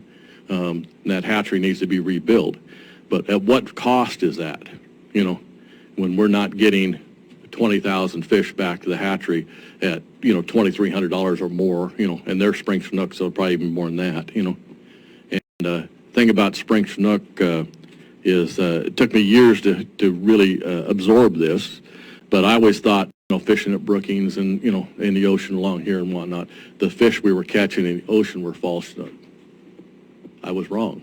Fish we're catching in the ocean for Chinook are spring Chinook.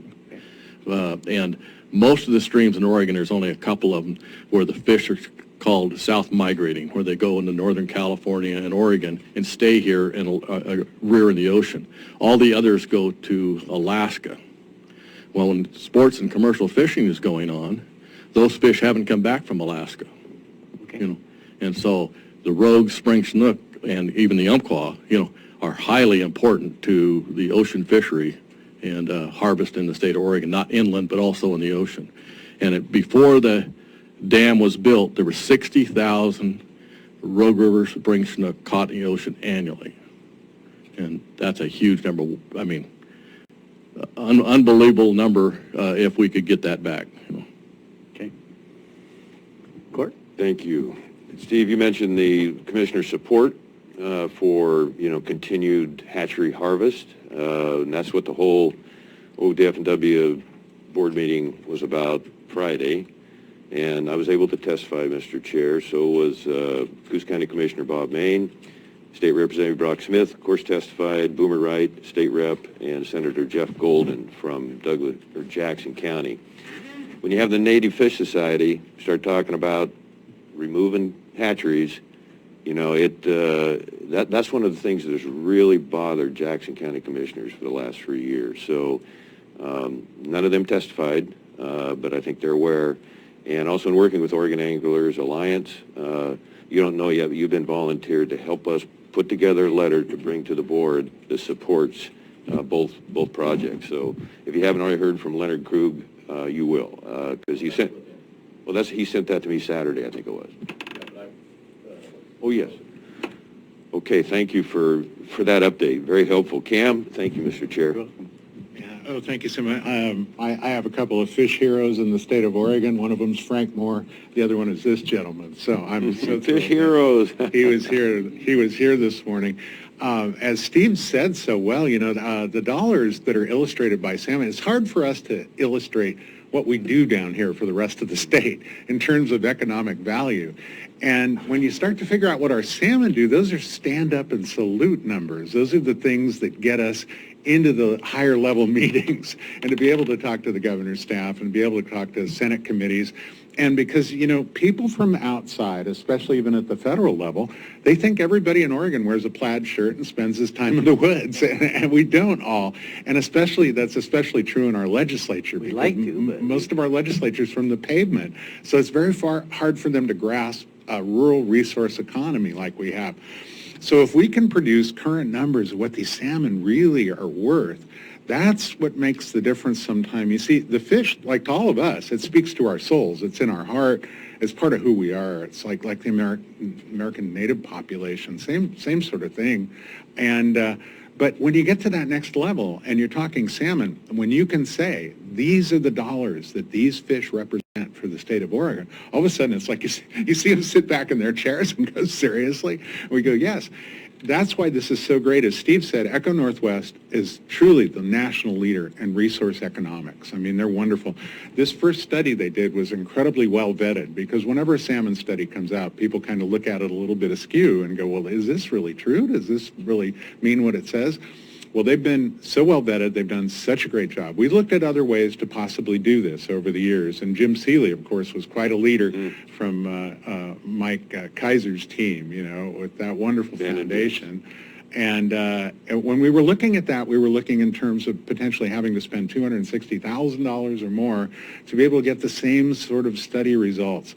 Now, the reason this study can be brought in so reasonably is like what Steve said. The basis is already there. They've already invented the wheel for doing this study work. It'll show us the active values of salmon sport, commercial, passive use, riparian values, water quality. These are all the things that are typically left out of salmon studies, but we feel they're critical to include in this. So the price tag's right around $40,700, and it went up just a little teeny bit because Coos County Board wanted some specific work done for the Coquille River system to help them. So this will help in policy and planning. It'll help us with mitigation decisions. When we go toe-to-toe with the federal government, this is one heck of a weapon to have, and we don't have many of those, and we have to get in those battles. But this is going to help quite a bit. And Alec Youngblood is here. He's my fisheries biologist for River Docks, and he just finished an internship working with some of the top tourism folks in the state of Oregon. I wanted him to talk to you guys just a little bit about those values. Welcome, Alec. Thank you. I'm happy to be here. This is my first time speaking in a setting like this, so I'm grateful for the opportunity and the experience. It's the first time with a mic, too. It's fine. But I consider myself a fish guy first and foremost, but I had the privilege of being an intern for the Marine Studies Initiative at Oregon State 2 years ago and was a sustainable tourism intern. And I did a study looking at guided tour operators up and down the Oregon coast and was monitoring their progress over 3 years to see how their online presence was changing. But I got to take a deep dive into sustainable tourism literature and nature tourism, and I went really deep into the 2018 Dean Runyon study assessing travel and tourism impacts in the state of Oregon, which is funded largely for Travel Oregon in order to determine how they're going to disperse funds and efforts around the different regions of the state. And what was really cool to see was the sorry, I'm drawing a blank. It doesn't get better. Right. Hey, Cam, he wasn't with us on the boat when I hit a rock under the bridge, was he? Oh, I missed that Never one. lived that down.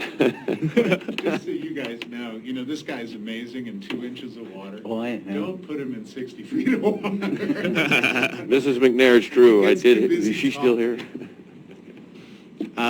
But what I found was when you look at the data, this study is really organized around Portland. They're kind of the head honchos, and all of the results they found were gross results. So looking at total direct travel spending and total employment generated from travel.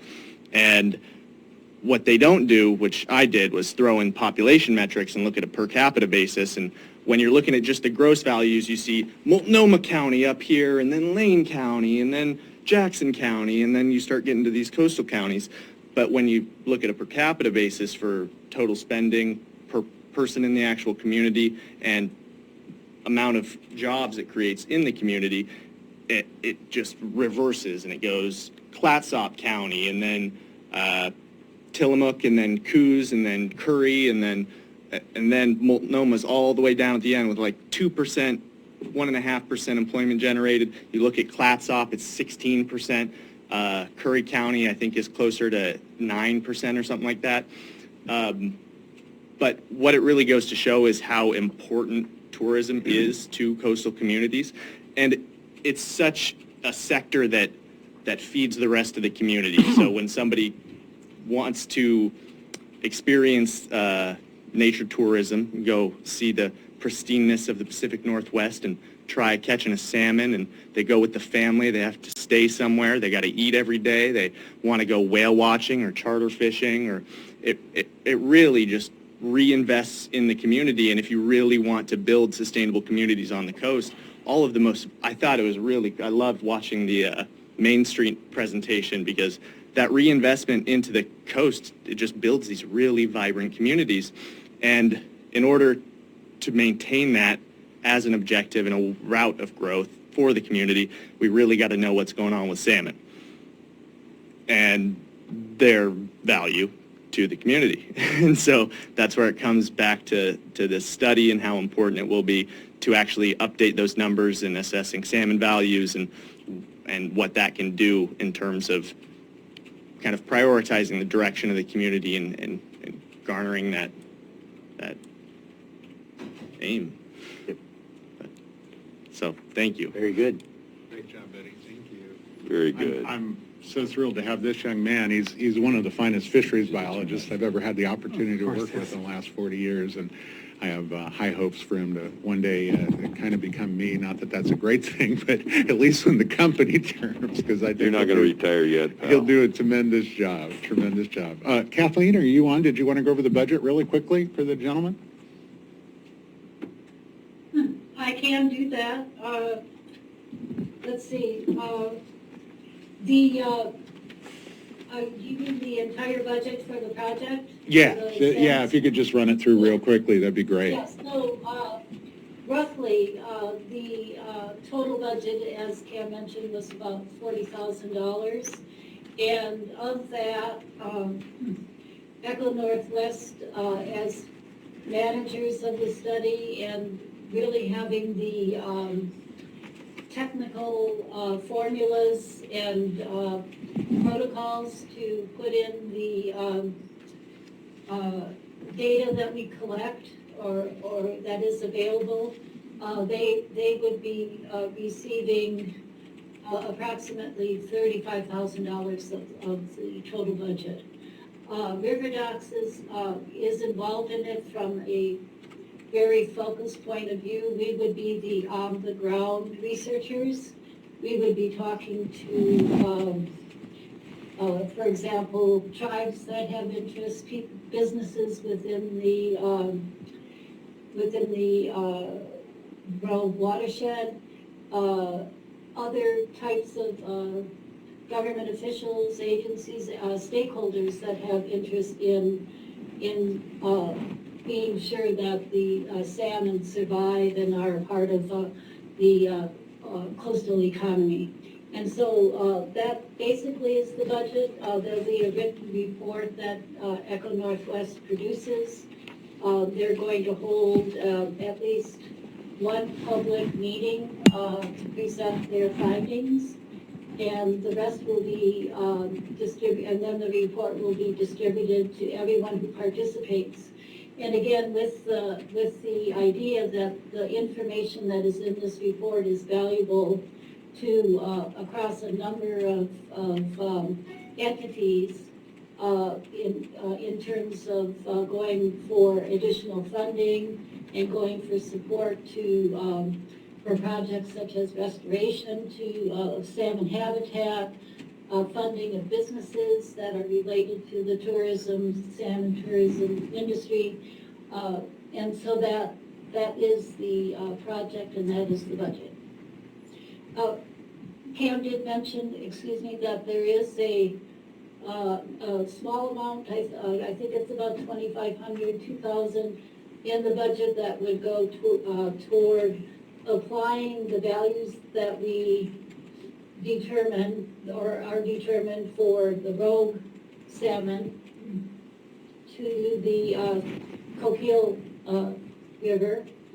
And this can be done, is often done as a protocol that you couldn't do the study for each river. It would just be monetarily impossible if we invented the study for every river. So we take some very key marks or data and we adapt it to specific environments for the Coquille, and we would be able to then provide that group, the Coquille watershed, or anyone working in that area with a salmon value that they could use when they're going for justification for funding, for support for their projects, that kind of thing. So that is the budget.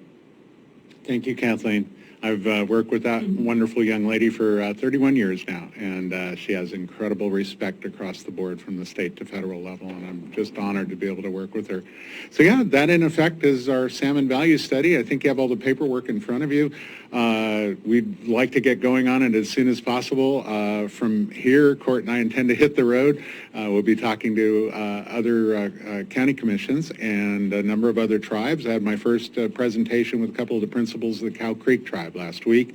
Went very well. They've invited me back for the council meeting, I believe, next week. So it's very positive. Today's a wonderful day, you know, because I sat as commissioner for a couple of years because I felt it was important to step up when we lost somebody very dear to us. And I know what you guys go through to try and keep the county moving. I know a lot of times it's horrible, tough work. And you really have to keep your spirits up in the face of flagging rural economies and what you're able to do to help people. And I know that's why you're all in this, is to help people. And it's rare to get a joyous day like this, where you can do things that are going to move your county forward in a wonderful and dramatic way. And that's what I feel this study will help do. Thank you. Just one quick. Well, I got a question real quick. So I got a call, I think a week or two ago, and this is Oregon Anglers Alliance. Is that, That's a letter you just got. that's, That one right there. so it's the same study? Right, this is the study that they're talking about. They're wonderful New Got a York. guy from Hermiston or? Yeah, Okay. yeah, and they've got Josh, of course, from England Marine as their vice president. Commissioner Maine is a big part of their executive group. And We're all on the same page. oh boy, yeah, and all you know right. they're amazing. They've gone from 0 to 65,000 members in a year. I mean, it's so impressive for an anglers organization to have that happen. But boy, they're doers. They're out there trying to make it happen across the state now. They're environmentalists, but they're not preservationists. I Right. mean, they are really an excellent group, and yeah, they're very much involved, and their membership is really helping throughout the legislature. And they had a very good testimony, several people in the ODF&W meeting last Friday as well. So it's my understanding that Coos County made a donation of $10,000. Yes, they did. Out of ARP funds. Okay, and that's what they're asking of Coos Yes. of Curry County. Okay. Yes. Was it out of ARP funds? Pardon? I missed that. Was it? Yeah, economic development funds. Yeah. Yeah, I don't know if it was out of ARP, Well, but I may have that wrong. He said that. So I was wondering if that is a viable. It's very appropriate. Yeah, that's probably where we would have pulled it when I was a commissioner. That's where, for something like this, we funded a lot of fisheries projects, and that was, yeah. All right, I'm just trying to get my, you know, as a new guy, you guys talk about different fishing, but that's the guy I look to right there for my information on fishing. I'm just so proud of being able to hang with this guy. We've had the court asked me to briefly talk about the rogue sediment study, and Steve, of course, was incredibly helpful with that. And I'm just a local kid, but we brought in some of the most amazing scientists in the world, and we're going to be talking to you guys because we would very much like to have your commission host the presentation of that study, and we're going to make a full day of it in the spring where we have it here at one of your bigger facilities, because we'll have people from all over the state for that, bring in our scientists, and then bring a lot of the principals and the legislature and all of yourselves up the river so you can see all the different project areas we're talking about. I think it's something you're going to be very proud of. And we also mentioned the Oregon Coastal Zone Management. We just paid our dues on that. Thank you, board. And one quick comment, we keep talking about the economic value and that aspect, but it's also the cultural value. It's what this means for future generations. It's what it means to this part of Oregon. It's just an incredible part of our heritage and our history throughout this state. And I'm ready to make a motion whenever you're ready, Mr. I'm Chair. ready. Do you want it specifically tied to American Rescue Plan funding? I think so. Any other question on that, Anthony, or? Maybe we can just leave it general for now, and I can check on it just to make sure that, everything's good. But Okay. I guess you could, Good. decide, pending on my, review of it. Well, thank you, and I think that's excuse me, I think that's the best approach. So the salmon value study, not that we're going to keep up with Coos County, but we're very excited for their leadership in this and your presentation up there to the full board. It was unanimous with Commissioner Cribben, Sweet, and Maine, and tied to the Coquille study, and that's why through the Coquille Tribe following you immediately, I think it's going to be very helpful and connecting. And so my motion, Mr. Chair, is to for the board to approve a $5,000 contribution to the collective funding for the salmon value study. Thank you. Okay. Have a motion. Do I hear a second? I'll second. It's been moved and seconded. Any other question or comment, discussion? Hearing none, all in favor say yes. Yes. Yes.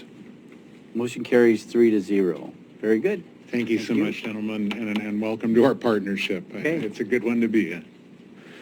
So, Mr. Chair, if I may? Yep.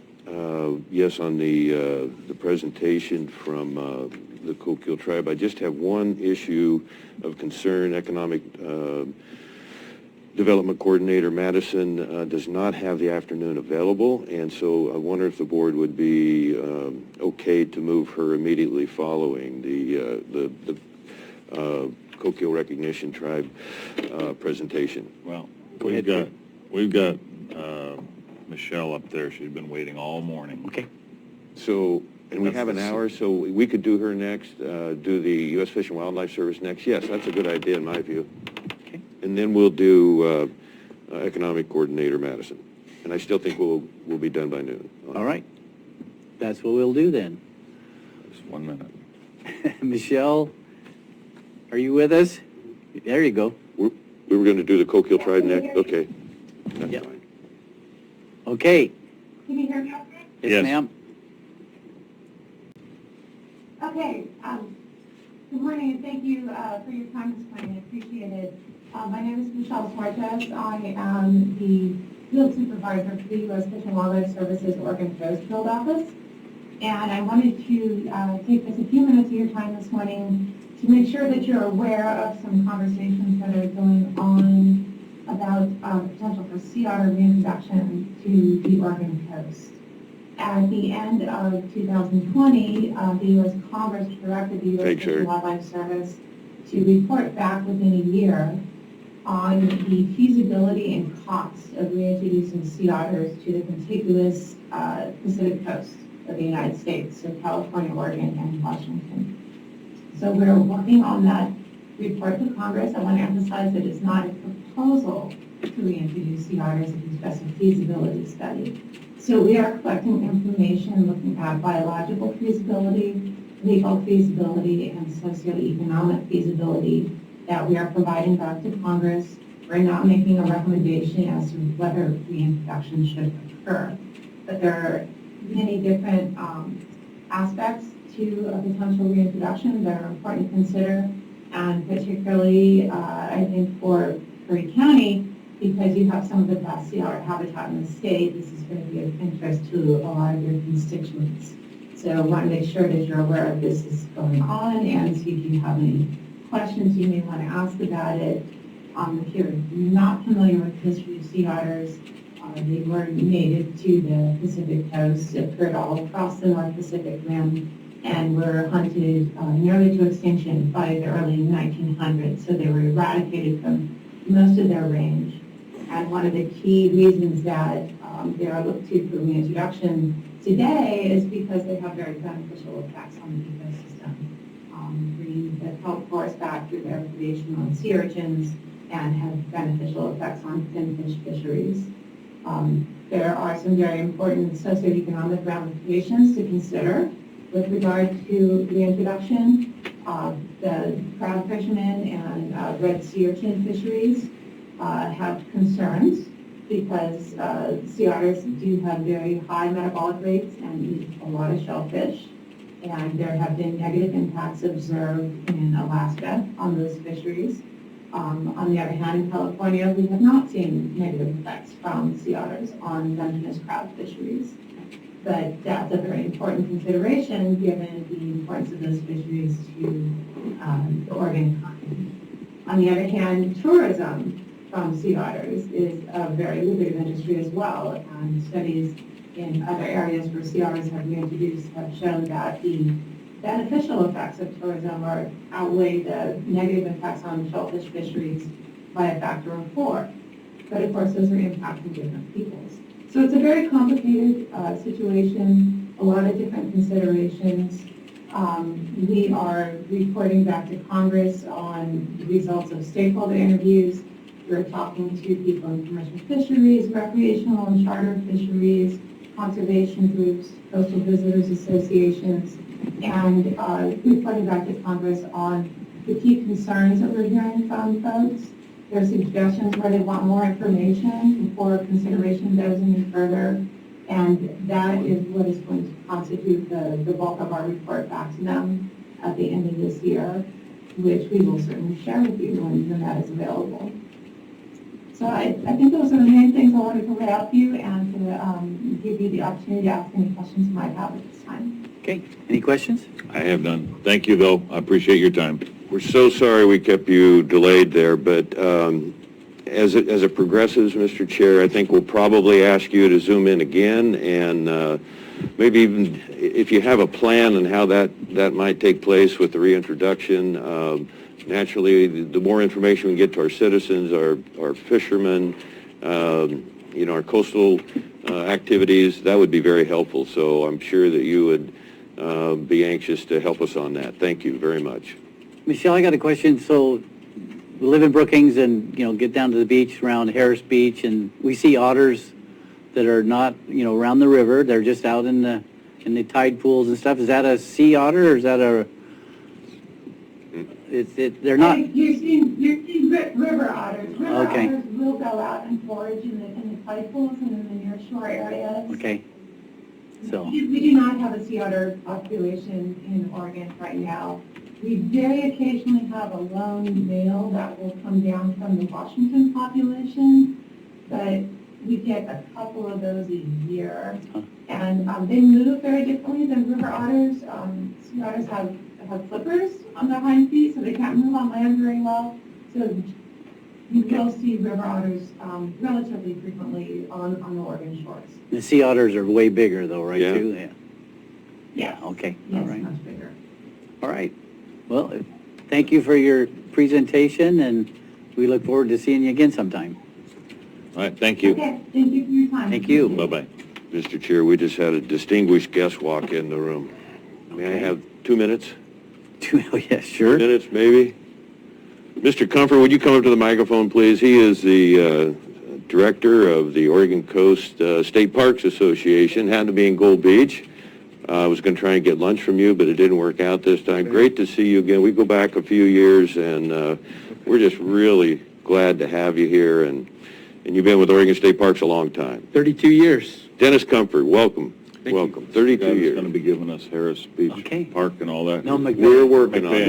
We'll work towards McVeigh first and see how that goes. Yeah. I don't have any prepared statements, but if you have any questions, I'd be happy to wing some. We are looking, and I've talked to you about this in the past, but our strategic plan, maybe it wasn't under that precise identification, but a plan for the forest that we basically in our trade give the state 5 years to come up with that plan. I know you've been a little preoccupied, so you can respond if you want, but we know that's kind of out there. Yeah, so it's one of our priorities that we have. Of course, we've been pretty much on hiatus with a lot of the things we're doing for the last 2 years, as we all have been in county government as well as state government. And so we're still digging out of that. We had a $20 million shortfall from just closing down parks for the period that we did. In the midst of all that, we've gone to a more of a reorganization and decentralization. So the region office that I manage is going to have a region service center and take a bunch of the ologists out of Salem and actually put them in my office. And so that'll make, thank you. That'll make it much easier for us to do the things we need to on the coast, including that trail plan for the Port Orford Cedar property that we swapped on. And so I think we can still hit the mark with the 5-year out. That gave us some cushion when we put that number out there in the first place. But right now, after we did all the layoffs, we are just starting to hire people back. And so it's a strategic hire back by priority. And when we get the folks in the planning office, essentially we laid off all planners out of our headquarters. So can't do what you can't do with people you don't have. So we're in the process of rehiring a planner or planners in headquarters as well as out in the field. And with that, then we'll start pursuing the trail plan for the property that we swapped on. So it's just kind of pending right now, but it's not off the books. The same with McVeigh Rock. It's a want to do right now. We're trying to pick off all the have-tos with the limited staff and capacity we have, but it's certainly still on the list. And our Board of Commissioners is well aware of the priority of transferring McVeigh Rock over to the county here. Yeah, take that off your plate, and then you don't have to worry about it, and it'll be a done list. Yeah, well, exactly. As we can, we are. And we're picking off as many as we can as we go. But with 2 property staff, everything that we do with property, as you well know, is very complicated when you switch from public to private or private to public with transfers. And so it's I didn't realize that you guys, Joseph Stewart is a Jackson County park now instead of a state park. So, Yes. yeah, that was I don't know when that happened, but. Oh, just 6 months ago. Okay, So we're yeah. looking at efficiencies wherever we can. And so where it makes sense, where counties operate parks and can then fulfill a business plan that meets the constituents' needs, people don't care whether it's a state park patch on the shoulder or a county park patch. And so they approached this. And we're looking at Cascadia State Park up on the South Santiam River for the same with Lynn County. And so we're starting to cut through tape to see the process so that we can do that more often where the public is served and we then become more efficient. There's a lot of properties where we'll be managing a piece of property right next to a county park, and it doesn't make sense that 2 different service trucks are showing up there. And so where we can find those efficiencies, it's not about retaining property, it's about finding efficiencies for us now. Helps out counties, for sure. Yeah. Any other questions for this gentleman? Yes. Just quickly, we have a pilot program here that we're very proud of. I think you're familiar with, and it's growing. And we're going to be lobbying for state park assistance and counsel, and it's our aquatic safety program. Awesome. And so we're always looking for funding. Yeah. And that's not why I drug you up to the podium, at least not this early, but learn what you can about that. I know you will. I know you're familiar with it. And I think it's going to eventually, with the leadership we have here in our county, it's going to go coast-wide. And it's, again, Dennis, it's just a program we are very proud of, and it's catching a lot of attention for visitor promotion. It's when you say aquatic safety, that pretty much defines what it's about. So thank you on that. And Mr. Chair, thank you for that interruption, but he's worth it. He loves Curry County. Okay. We're getting him down here as often as we can. Thank you. Nice to meet you. Dennis. So we are done with presentations. I will look for. Oh, you got your Coquille Tribe. Oh, I thought we did that. Nope. Okay. Well, there's just too much going on for this small head of mine. So we'll do the D, demonstrating support to the Coquille Indian Tribe for fall salmon crisis on the Coquille River. Mark Johnson, but you're in his stead, ma'am, right? Sorry for that. Sa Isla. Yeah, no problem. I just wanted to let you know Mark Johnston, our executive director, was unable to join us today. But I'm here instead, and I'm happy to be here. My name is Brenda Mead, and I'm chairman for the Coquille Tribe, and here on behalf of the tribe to share some information with you all. I'm not here to ask for money, so that's good. Been here all day. Thank you for that. Cam, you need to come see us. And just want to say it was great to hear some of the discussion today. It was an honor to be here and hear about the great work that's happening in regards to our salmon issues that we're seeing on the Oregon coast. And the reason I am here today is to bring forward the issues that we are seeing on the Coquille River. Our Coquille River is in crisis today. And specifically in regards to our Coquille River fall Chinook salmon returns. In May of this year, ODF&W came and visited the Coquille Tribal Council and for a government-to-government meeting to talk about the fact that the salmon fishing was going to be closed on the Coquille River again for the second year. The question my council immediately asked was, what are we going to do about this issue? We can't continue to have no access to our salmon fisheries. And really, I don't know where we have been as a tribe, to be honest with you, of not paying attention to the decisions that have been made by ODF&W and the state of Oregon on some of their policies. But we were able to receive a report from them on the issues that they saw, the numbers that they have seen, and the initial numbers that they shared with us was in 2010, we saw 30,000 fall Chinook salmon return into the Coquille River. And in 2019, we saw 275. That is a 99% decrease in salmon returning in the Coquille River. It is the worst return numbers. I apologize for Yes. interrupting. Would you mind Yep. repeating those numbers for the public, please? I will. In 2010, we saw 30,000 fall Chinook salmon return into the Coquille River. And in 2019, the end of 2019, we saw 275 return. It is not okay. Immediately, our tribal council responded and asked for a meeting with the governor's office.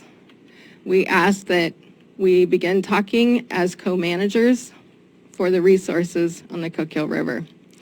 Yes, we have the opportunity to discuss those challenges as government-to-government relationship with the state of Oregon, as well as our relationship with the federal government.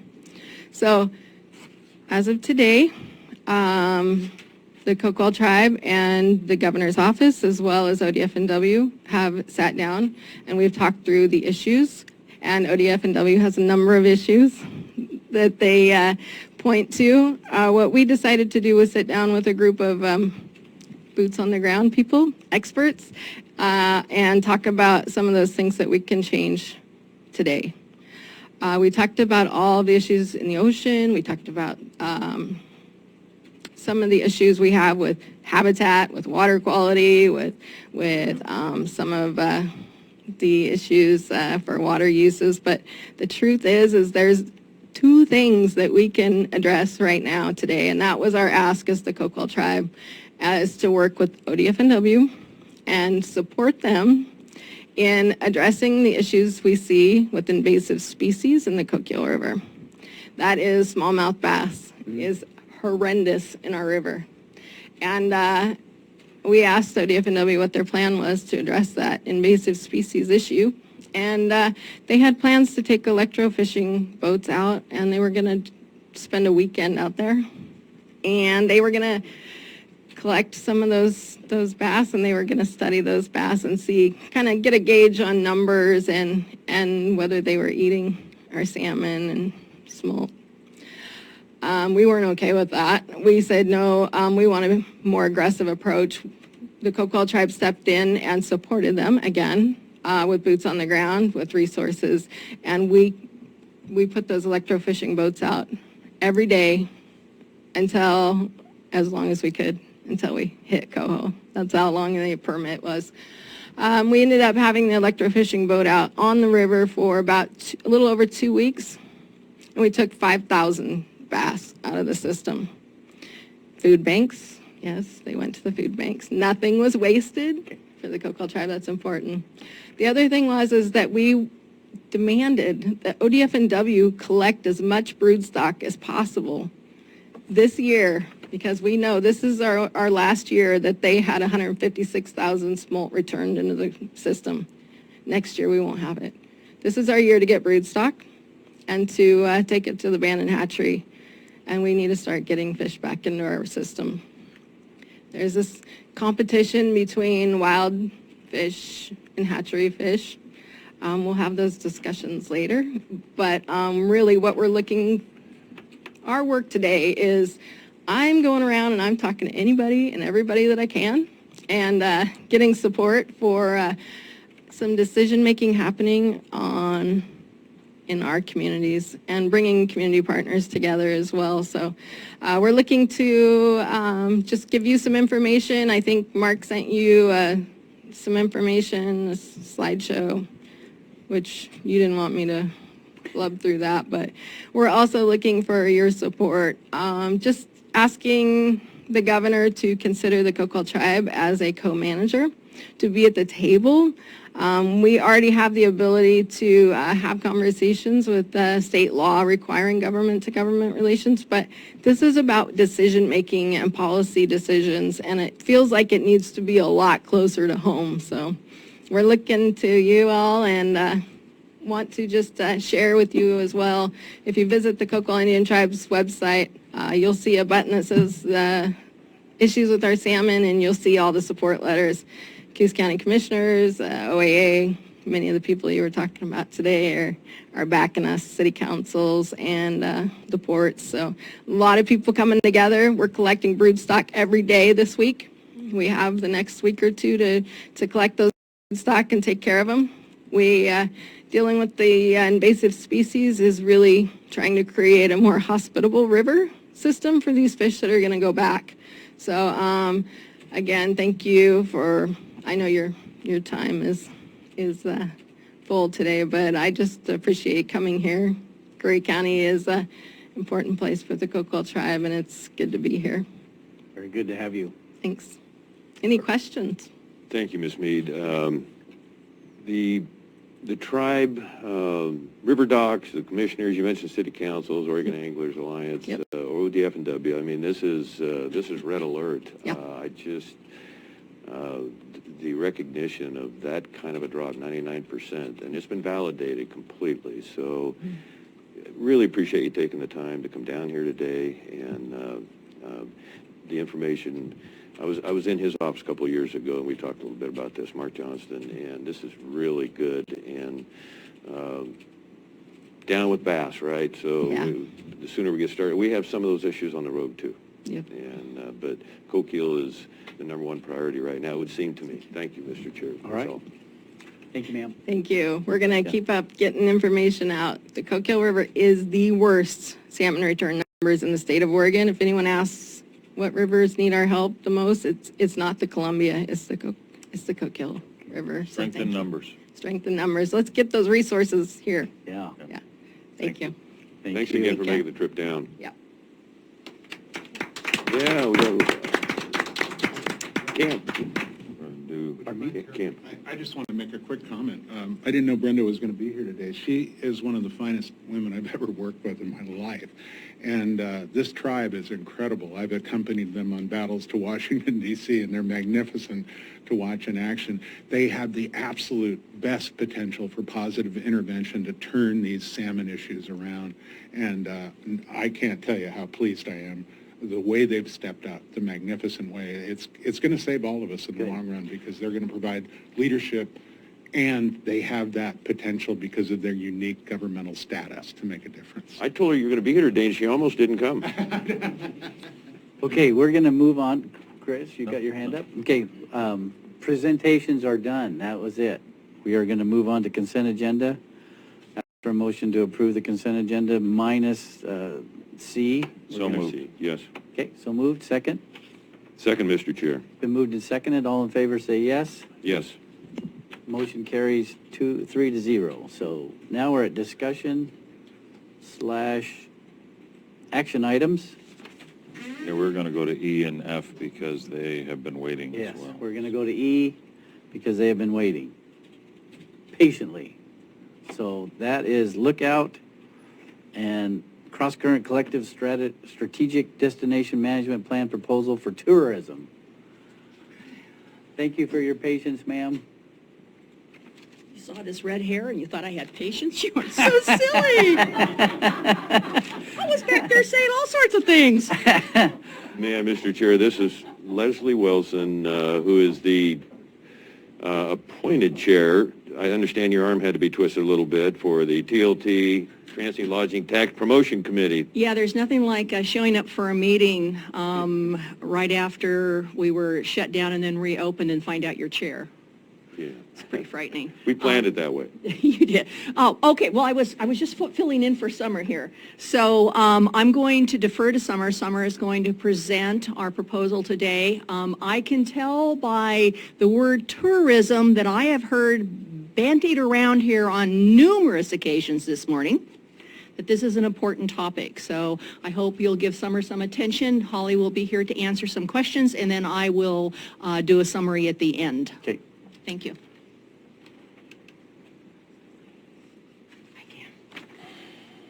Morning, Commissioners. Summer Madison, Economic Development. Let's see, I want to make sure we have Holly on the line before we start. Yes, I'm here. Hi, Holly. Thank you for hanging in here with us. We certainly appreciate your patience. No, it's been fascinating. Great conversation. Okay. So in fiscal year 1920, Curry County imposed and implemented a transient lodging tax program wherein a tourism and promotion committee was established. And one of the deliverables required of that committee is a strategic promotion plan. And as the committee developed asset inventory and framework and strategic planning with regional partners, a request for proposal from Lookout and Cross Current Collective was brought forward. The Tourism Promotions Committee has voted unanimously in favor of the proposed plan and is requesting the Board of Commissioners support moving that work forward. So Leslie Wilkinson, thank you for being here and representing the Tourism Promotions Committee as chair. And also here we have Holly McAfee with Lookout, and she's representing them and Cross Current Collective in taking any questions that you have regarding the proposal that's been brought forward. And I will leave the comments of the Tourism and Promotions Committee to Leslie, but they are extremely ecstatic. And honestly, the only thing missing here today is Miranda Plagge. So I'll mince no words that this has been her project through her work as the TLT administrator and the secretary for the Tourism and Promotion Committee. So this is just the fruition of the work that we wanted to make sure didn't get even further behind, as Miranda's been unavailable to work on this over the past couple of months. So that's why we decided to bring it forward ultimately, because we've already been set back a few months moving forward because we weren't able to pull this together a few months ago, but here we are. So Holly is available if you have questions. I'm hoping that you've read through this and revisited the ordinance established implementing the TLT lodging tax and the requirements of the Tourism Promotions Committee in acting on that.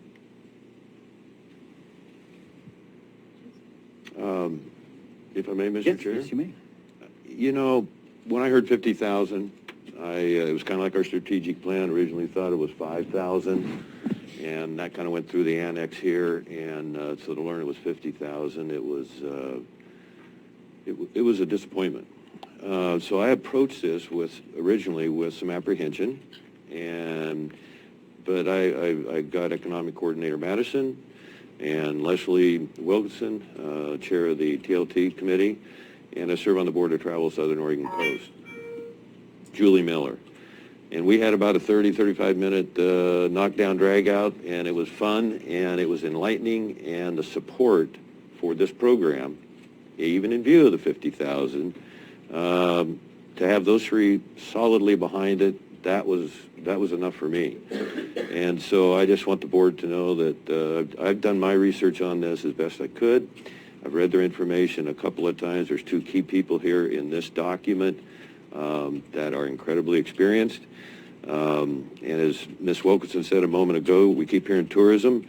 This not only follows through with our obligation that we've set up in developing the TLT tags, it's timely.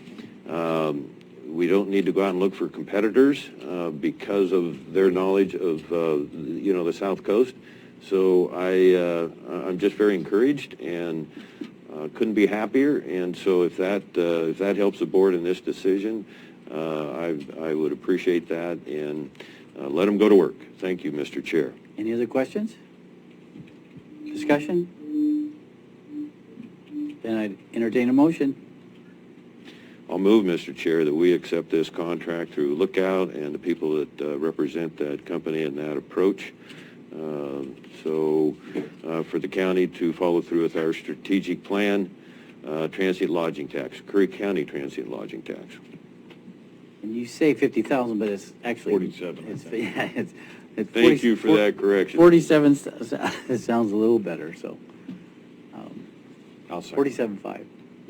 Okay, got a motion and a second. Any other discussion or question? Hearing none, all in favor say yes. Yes.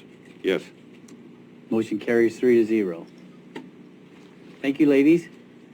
Was that easy? Holly, thank you for being here and during the questions. I'm not Thank going to you. mess with that redheaded lady, so that's where we're at. She's there. been here long enough. I've got to give her a minute or two. Go ahead, ma'am. Well, Holly, it looks like we'll be working together here for the next couple of months. I'm excited. I'm so excited too. Yeah. Thank you. Thank you. This county deserves this. It deserves a professional, strategic plan to move tourism forward. And it deserves a collective, collaborative effort with everybody involved. Being a newcomer, a couple of years, 5, I really discovered that wasn't something that happened here. And I have a passion for working together. I don't care whether you're blue, I don't care whether you're red, I don't care whether you're plaid. What I do care about is working together. And this is going to give us the launch that we need to bring Curry County together to support sustainable tourism and move us forward. So I'm really happy. Thank you so much. Chris?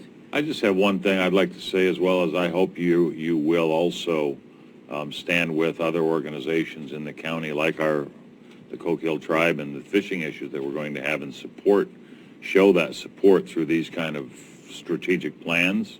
Yes, and that became obvious today, that was an important part of it. It's an integral part, I think, of getting other government agencies to understand, rural Oregon and what it takes to build a tourism here and the detriment to that industry from a lot of small things that happen that snowball into one large thing, and how much that affects the economic development of a county like ours. Without economic development and tourism in this county, we're bankrupt. So correct. I would hope that you would share this plan with a lot of agencies and find support for those agencies in this. Well, I know that one of Holly's focuses in this is to bring key players together. So that's part of what she's going to be doing. And that's another reason why having an outside source to put this plan together is going to be so important, I think. Strength in numbers. Strength in numbers, yeah, exactly. Watch so out thank for those you. Gold Beach Main Street ladies, though. It's all fine. Yeah. It's all fine. It's Yeah, it all is. fine. No problem. It'll all work out in the end. That's kind of the way I look at it. It'll all work out in the end. So, Just so you know, I think I'm going to dye my hair red. you want to dye your hair red? Well, I was actually born a redhead. I don't know if there's enough dye in the world to dye that gray head. All righty. Thank you, gentlemen. I appreciate it. And I know that Summer does. She's worked a lot, and so has Miranda. So thank you All so right. much. Thanks for your contribution. Good job. All righty. You're free to go, Holly. Thank you for everything. Thanks, Holly. Thanks, Holly. But you will be back. I hope they weren't too hard on you. Engage in this project with you. Likewise. Appreciate the vote of support. Talk soon. Okay. Bye-bye. Moving forward, we're going to do away with all those rich Christian things, right? Well, we can just put them, actually, we could, Can we unless go you ahead? have a question on them, just go ahead and move it forward. Yeah. Just vote on them. I think we should. He's not I make here. a I wanna motion to understand. approve 6C, sole source replacing and maintenance of Curry County Emergency Communication Tower backup generators with local vendor Blue Star Gas. Okay. I have some questions on all that, so I don't know if we want to postpone till he All right, returns. I guess we'll postpone Well, until no, the next we meeting. I could second it. We can have discussion and then let it die for, Okay. or Whoops, there's two of them there, I'm sorry.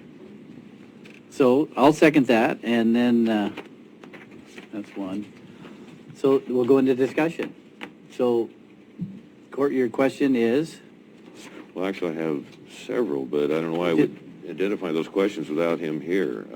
Yeah, I can, if that's what you want, Mr. Chair. Well, we can try to answer them. Because here's my concern. We have 6 towers, 5 or 6 towers, why am I drawing a blank? But those are very expensive. Generators, there's 2 per site. If they're wearing out, one backs up one, they don't have power, or don't have electricity to most of them, as you know. And so, spending $29,000 might be the smartest thing we can do. Excuse me, was that what it was? No. No. 17, I'm sorry. Are we replacing, I think we're just replacing one. We're going from I'm a little bit familiar with generators because of my lodge. We're going from a 15 to a 38 kW. That's more than double.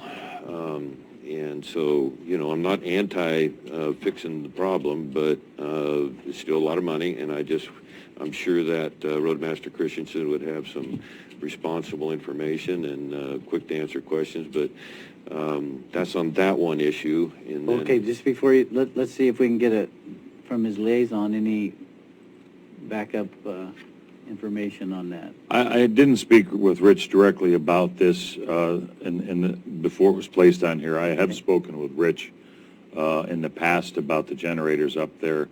I don't know why he went with a larger generator. It may have been a recommendation of Blue Star Gas. So that question I don't have an answer to.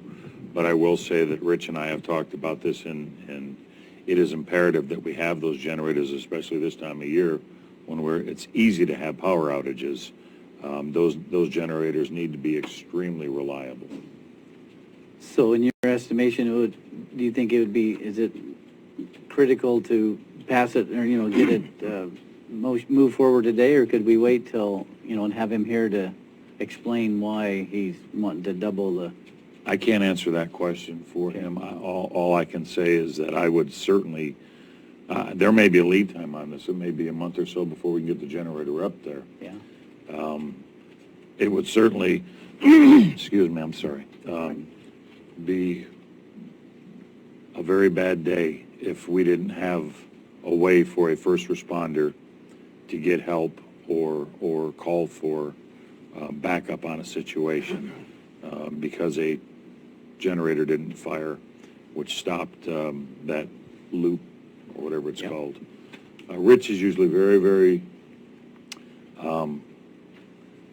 good in doing his homework on things, and I'm sure that I trust him through knowing him for the last almost 3 years as our road department manager, that it's well thought and he's done his homework and his due diligence on it. Thank you, Mr. Chair. Sorry. They have the one note he had here, which I think is good for discussion. Currently costs over $2,000 just mobilization costs to get factory support of existing diesel generators with Pacific Power from Washington State. Those are the people that come and, on a routine basis, maintain the generator, change oil, and check the fuel, filters, all the above. So that would certainly be an argument for Blue Star because they're local. The only other thing I want to add is sometimes it seems we get reactive, and so we got to respond right now because if this happened, okay. As I understand, there's 2 generators there, so I might have that wrong. I can't tell from this information. I've not been to that tower in the past, Mr. Chair, but it says backup generators. Yeah, so plural. I just don't. 2 weeks isn't going to make a difference, and it'd be extremely unlikely. And I think with the 800,000 that we've put into these towers a year and 2 months ago, the 715,000 we put into the dispatch system, as a board, I'm going to encourage us to learn as much as we possibly can about all of this, because with 6 towers that we're responsible for, because we have the most rugged terrain in Oregon, It puts a tremendous burden on us to continually come up with funding. And yet, as Commissioner Pash just said, we don't want to get caught flat-footed and not have our people properly supported. So, but 2 weeks isn't going to make a difference. And I would implore the board to, you know, even if he has to call in, and we can prepare him for these questions and go from there. And I think it would be quite prudent. Thank you, Mr. Chair. Chris, along those lines, I'm wondering if, you know, because Rich is home because his son has, maybe I'm not going to go anyway. So he's quarantining.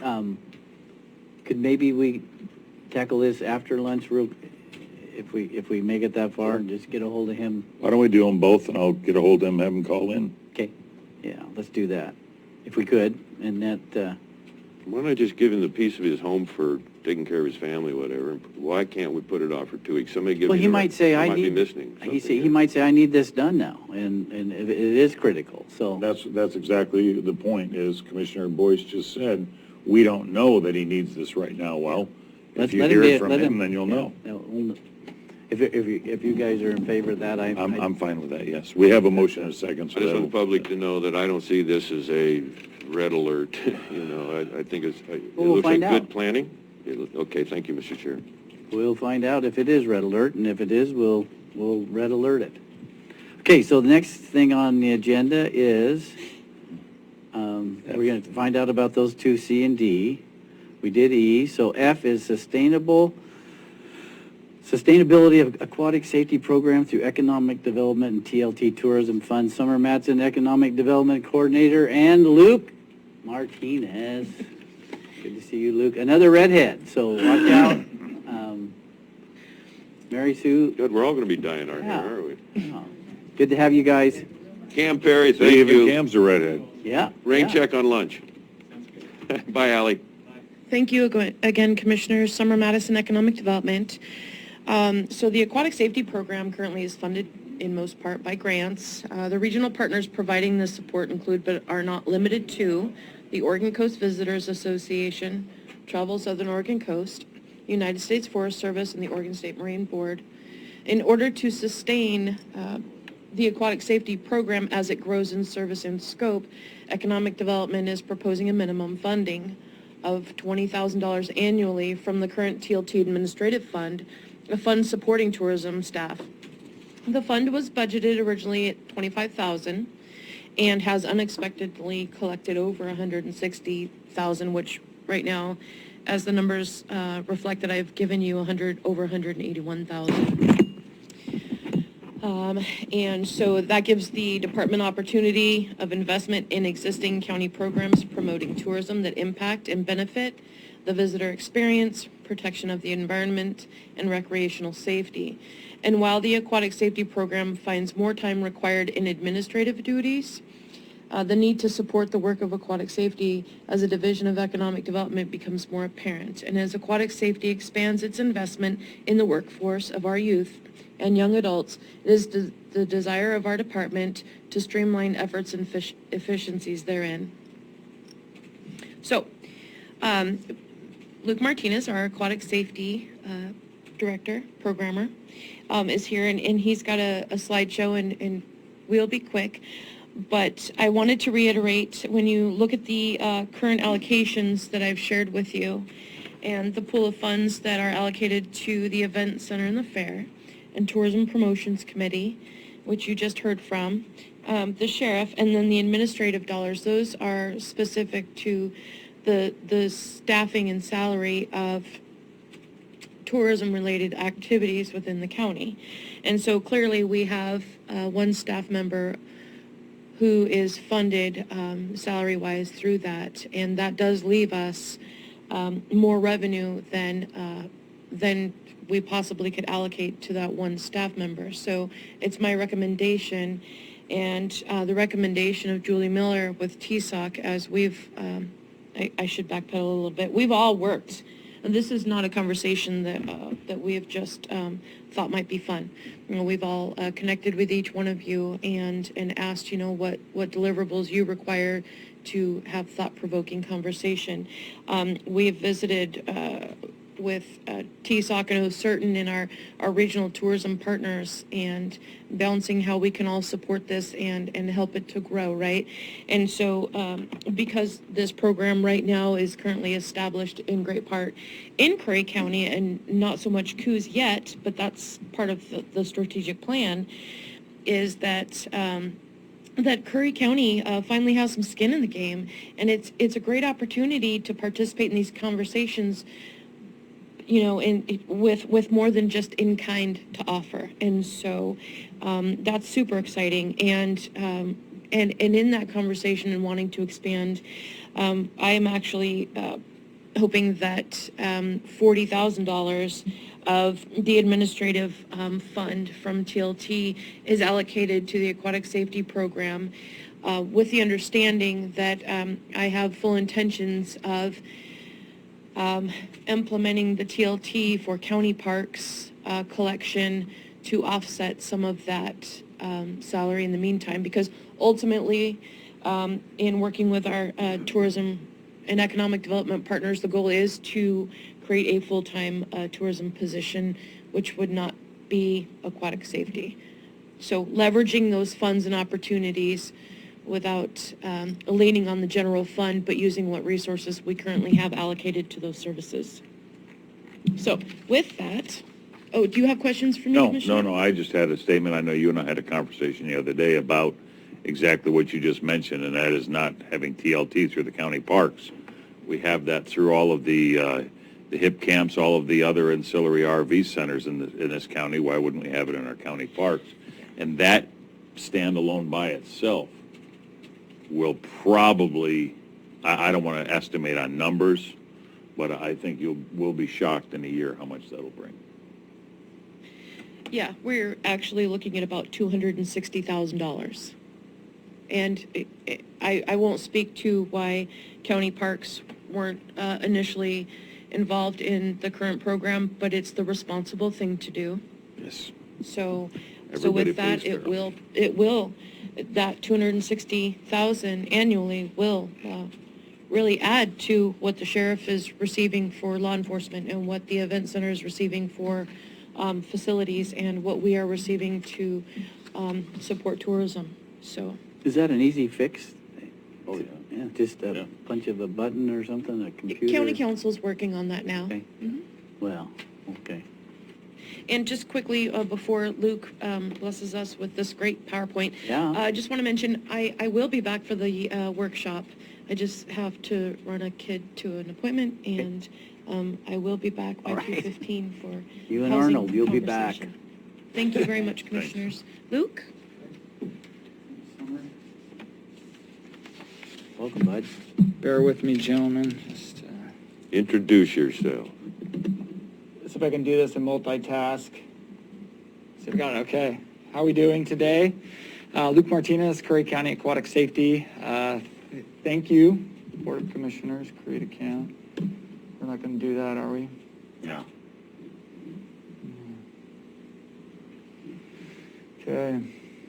I'll just go ahead and get this going so that we can... You can take your mask off too, bud, if you want. Okay. So you can hear me. All right, here we go. So, Luke Martinez, Curry County Aquatic Safety. Before I get going on this presentation about the program's work over the last year and a half since July of 20, I wanted a special thanks to the Board of Commissioners for your ongoing support, JJ, Mr. Jesuit, and then the entire Curry County team, all the departments. It's been a real pleasure working with everybody, and don't have your feelings hurt if I don't say your name. Especially in this building here. Special thanks to Sina, Carrie, Julie, and Brad from Finance, Penny Hudgens, Summer Madison and Miranda, David Barnes, thank you, and Callie, Rabia and Anthony, Chet Brewer and his team. So sorry if I didn't say your name, but it's been a real great pleasure to be with everybody. So I think he's running for office. it's not there. Working on that too. He's got red hair, but he doesn't have that fiery like that last lady. So first slide here, Curry County Aquatic Safety. I love our Curry County logo. Yeah. Providing public safety, resource protection, and visitor services to the south coast of Oregon through outreach and education.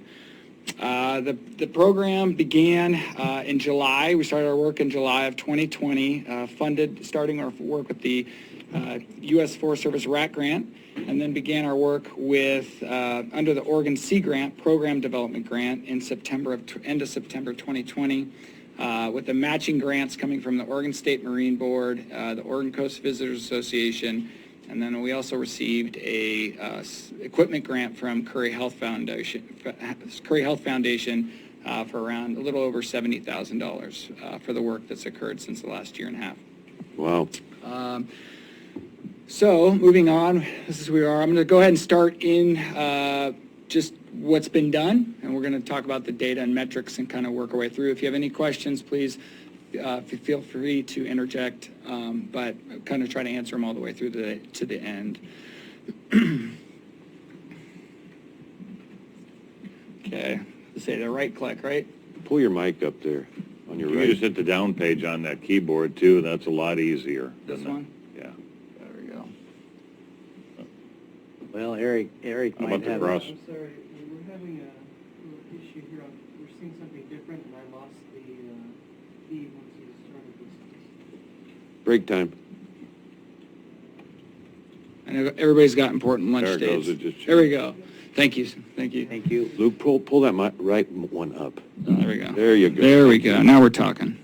So we're going to start with the Ocean Shores work, which was covering our 100 miles of coastline here in the county. We've got quite a bit. This was funded through the Oregon State Marine Board. Sorry, wait just a second.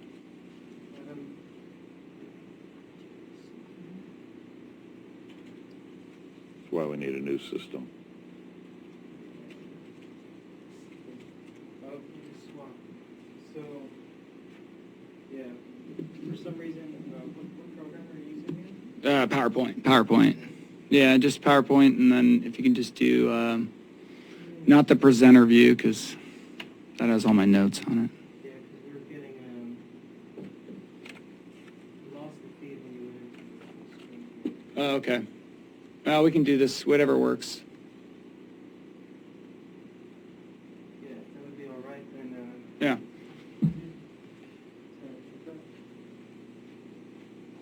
Okay, here we go, the Ocean Shores. So, covered over 100 miles of coastline.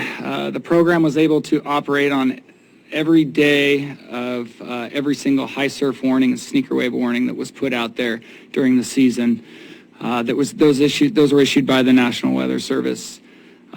We also patrolled the beaches on busy days, holidays, most of the time just on weekends when it was busy throughout the seasons. So we were able to educate over 3,500 people on either warnings or just general beach education to ensure their safety or any other type of information that they wanted. We also collected the data on who they were, where they were visiting from, if they were aware if there was a warning, if there was a warning, what they were doing, and then where they were at. In this work, we documented something called a preventative measure, which is defined as using verbal or other actions to help people avoid or extricate themselves from a dangerous area or situation. So we had 200 of those throughout the work. And so that right there, that stat should speak for itself and the amount of outreach we had.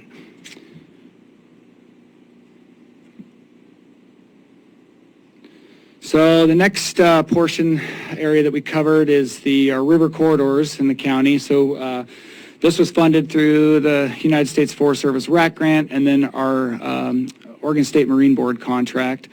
So this is covering 362 square miles of rivers, lakes, and streams that we have in our county. It's the most within a county in the entire state of Oregon, FYI. We educated close to 3,500 people, boaters, aquatic recreationists on our rivers there. Covered over 1,892 miles. That was both on non-motorized and motorized craft. Collected about 3,000 pounds of trash in our river corridors, which was quite a feat. The picture to the right there can show one of those days where we collected a lot of trash there. That's on Lower Miller Bar, on the Checco River. So, Mr. Boyce, you'll like this stat. Fires extinguished. We had 32. 12 of those were unattended fires. The other were fires just people had that they were unaware during fire season, to name that. We identified and helped remove 8 hazards, boating hazards in our rivers. And then the other big stat there is guides educated on State Marine Board and U.S. Forest Service compliance, 64 there. So that's some of the pertinent stats. There's some other metrics that we measured, but we don't have to go into those today.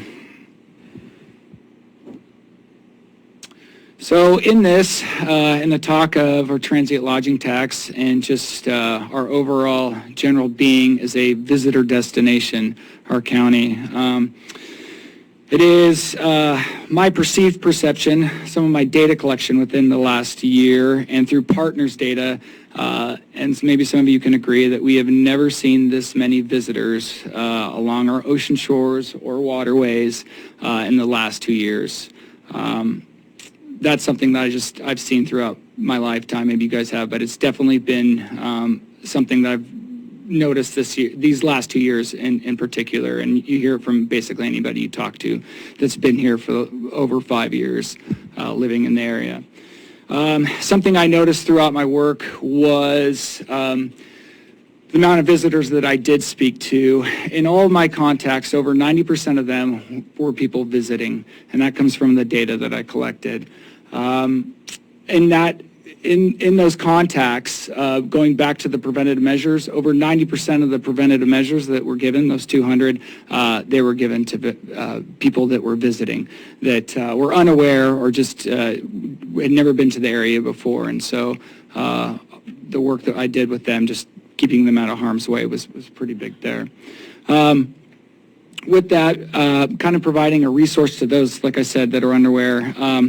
I felt like through this work as an ambassador to the region for people recreating, I answered questions everywhere from where am I, what species of bird is that, to where do we eat. I never directed people to exact restaurants, I just gave them a list so they could make their own choice. So everybody's aware of that. No favorites here.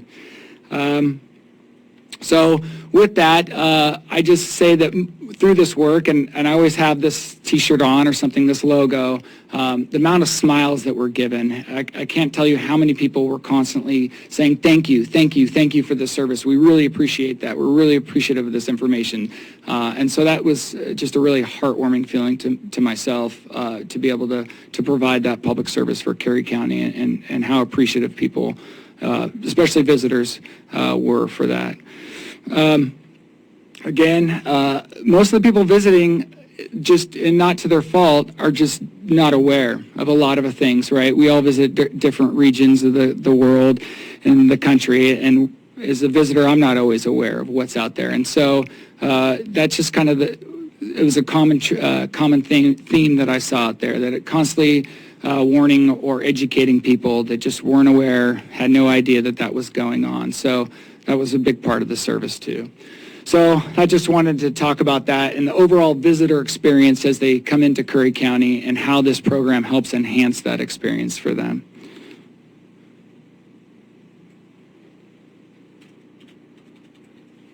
So another big portion of this work, which is funded through the Oregon State Marine Board, was our education component, which is a great part of the program. So through the Oregon State Marine Board, we taught a waterwits curriculum, emphasizing water safety and stewardship in all of our public school districts within the county. Somehow, during this last year, we were able to reach over 500 students, even during the pandemic, COVID pandemic, reaching students K through 12. We've got a couple different photos here with Marine Deputy Sherbarth at the County OPSA school down there in Brookings. Photo on the lower left there is doing one of our experiments, and I think that's at Riley Creek, and then here at Azalea Middle School in Brookings. But again, reaching out to the students and teaching them about water safety and stewardship, about the waters and the beaches that they recreate on a great joy to do, and I think a real essential piece to the puzzle of creating a smarter future of recreationists.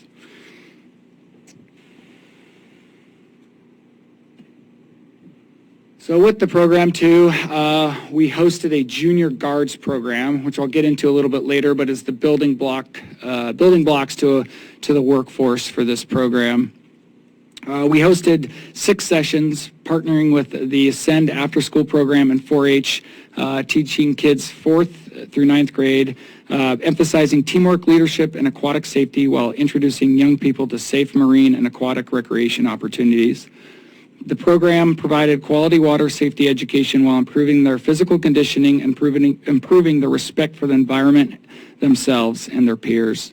Just special thanks real quick to all the volunteers that helped with this program. But again, as I get into it a little bit later about how the Junior Guards program, also being a sustainability piece to the program, is building the youth up to one day be part of our program and able to be a workforce with that, because that's truly what we're doing, is teaching them the skills so that they can one day be in the outdoor recreation department, either being water safety professionals or being guides or whatever they're going to be. But this program right here is the beginning of that. And something I'll talk about here in the next couple slides is a collaborative partner, California State Parks, their lifeguard program. This lower left picture is them, help them instruct a course in Crescent City, and that's that class right there. So they have about 50 students that came to it. Surprisingly enough, most of those kids are from Southern Oregon, Ashland. I think there was a couple Brookings kids in there. But part of their program and sustainability is that this program costs to be there. And so it costs about $250 per kid. And so tying into their sustainability, they host about 6 of these in Northern California, and that helps them provide funding for seasonal employees and whatnot. So looking at it as a model, that's something that the program hopes to do coming this next summer, is host 2 of those courses, have that go back into the program to possibly hire a seasonal. How you guys doing? Good. Okay. Okay, we're moving then.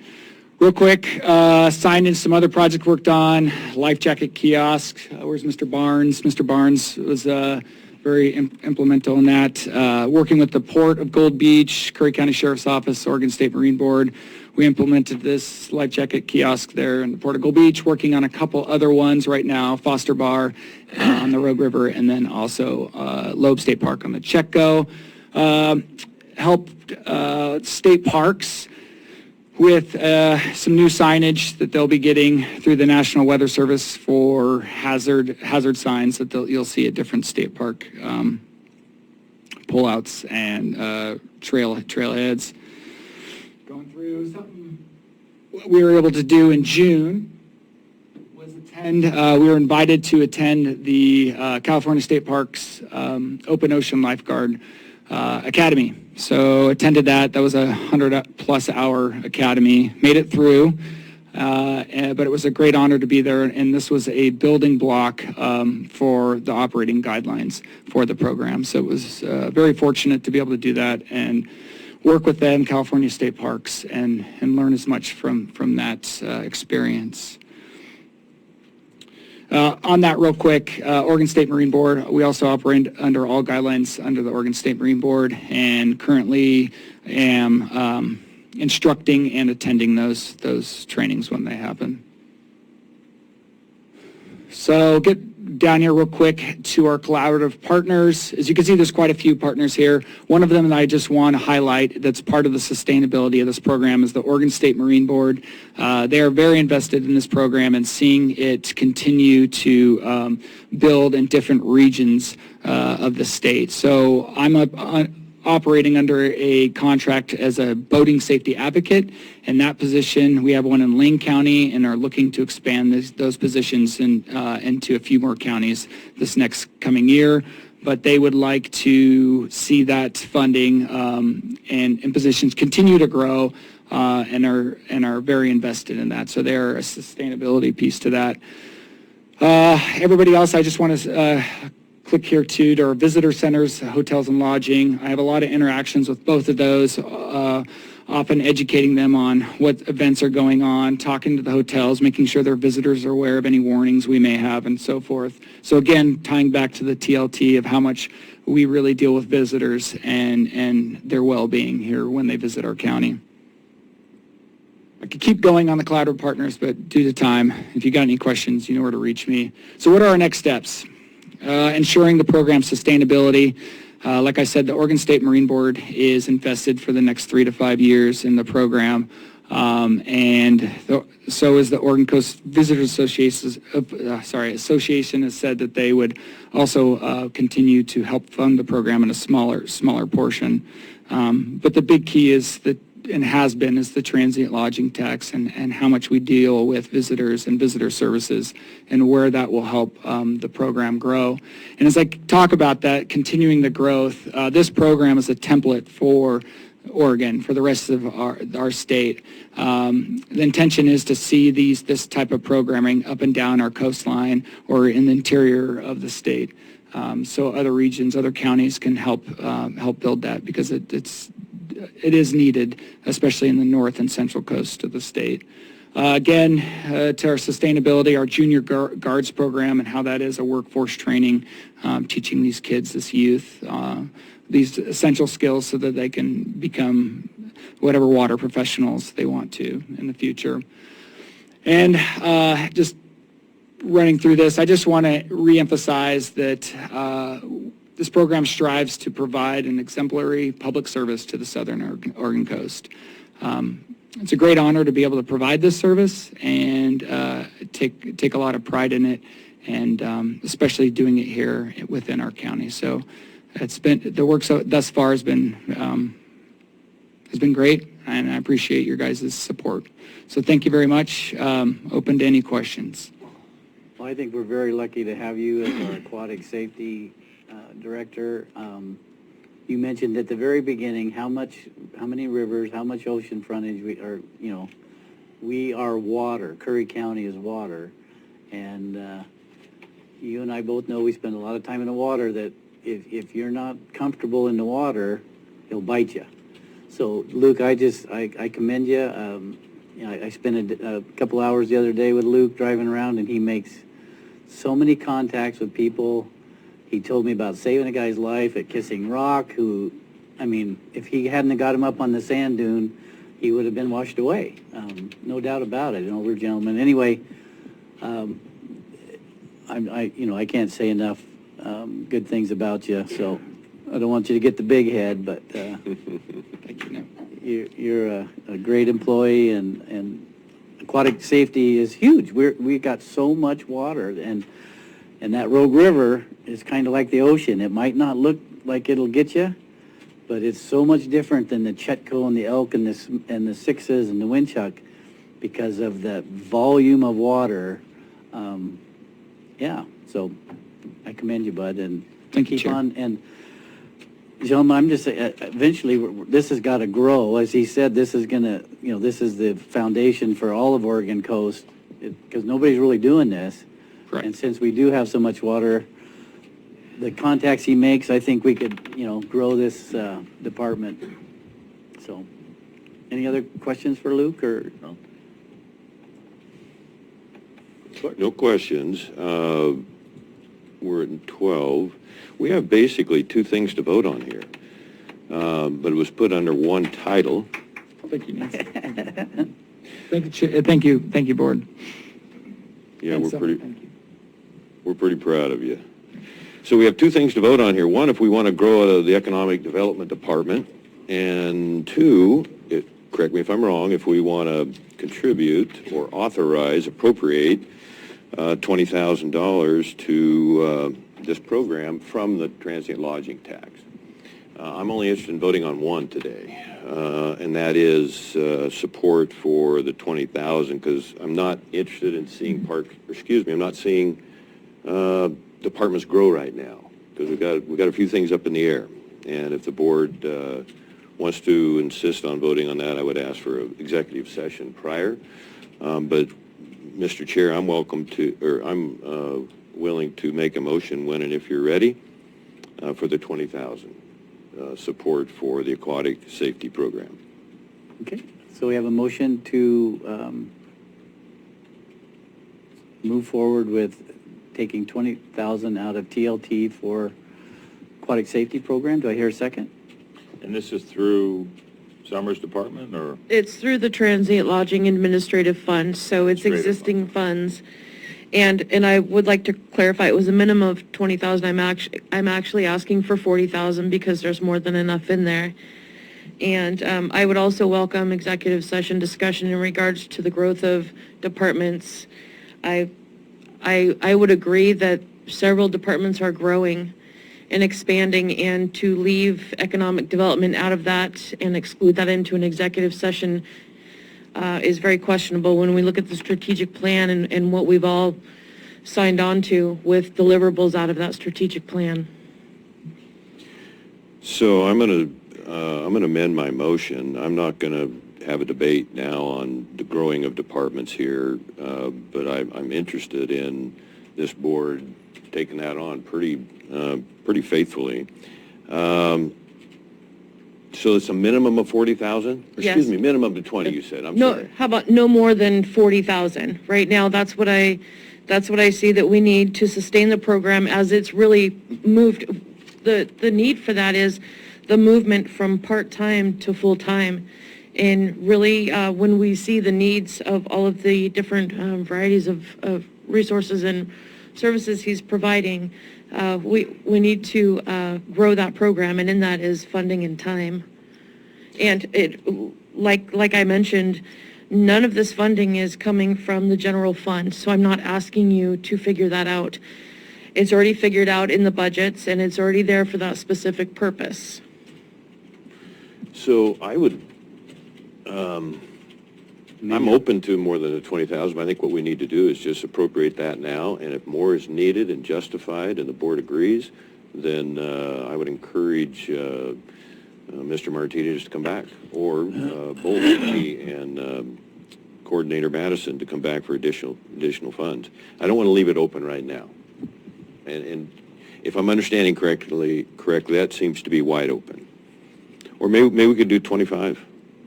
And maybe we'll have a little carryover for, the next year. If I may, Commissioner? Certainly. If we can solidify the 40,000, and unfortunately Julie Miller's not here because she would be the one to expand on the conversation of support in that. Who again? I'm sorry? Julie Miller. Okay. With Travel Southern Oregon Coast. And so in the long-term vision is that if we can invest the 40,000 in the program for now, then when we expand the program into COOS, that's when COOS will step in and make a greater financial, investment in the program. And so we've been planning this long-term as far as what we can do now to sustain, and then what it's going to take to grow. And therein lies in between, this next year is going to help us secure the additional funds from the TLT and parks so that we ultimately protect the funding available for a full-time tourism person. Well, Mr. Chair, I'll amend that to be 25,000, but encourage these two departments to come back to the board as we learn more. And it might be wise to have Julie Miller, Director of Travel Southern Oregon Coast, come down and give us a Coos County report, or certainly you could, either one of you or both. But I'll stand at 25 or increase to 25 and stand firm on that just for now. And I think it would be good news if they come back to us and justify an additional 15 when and as if needed. Okay. So we have a motion. Do I have a second?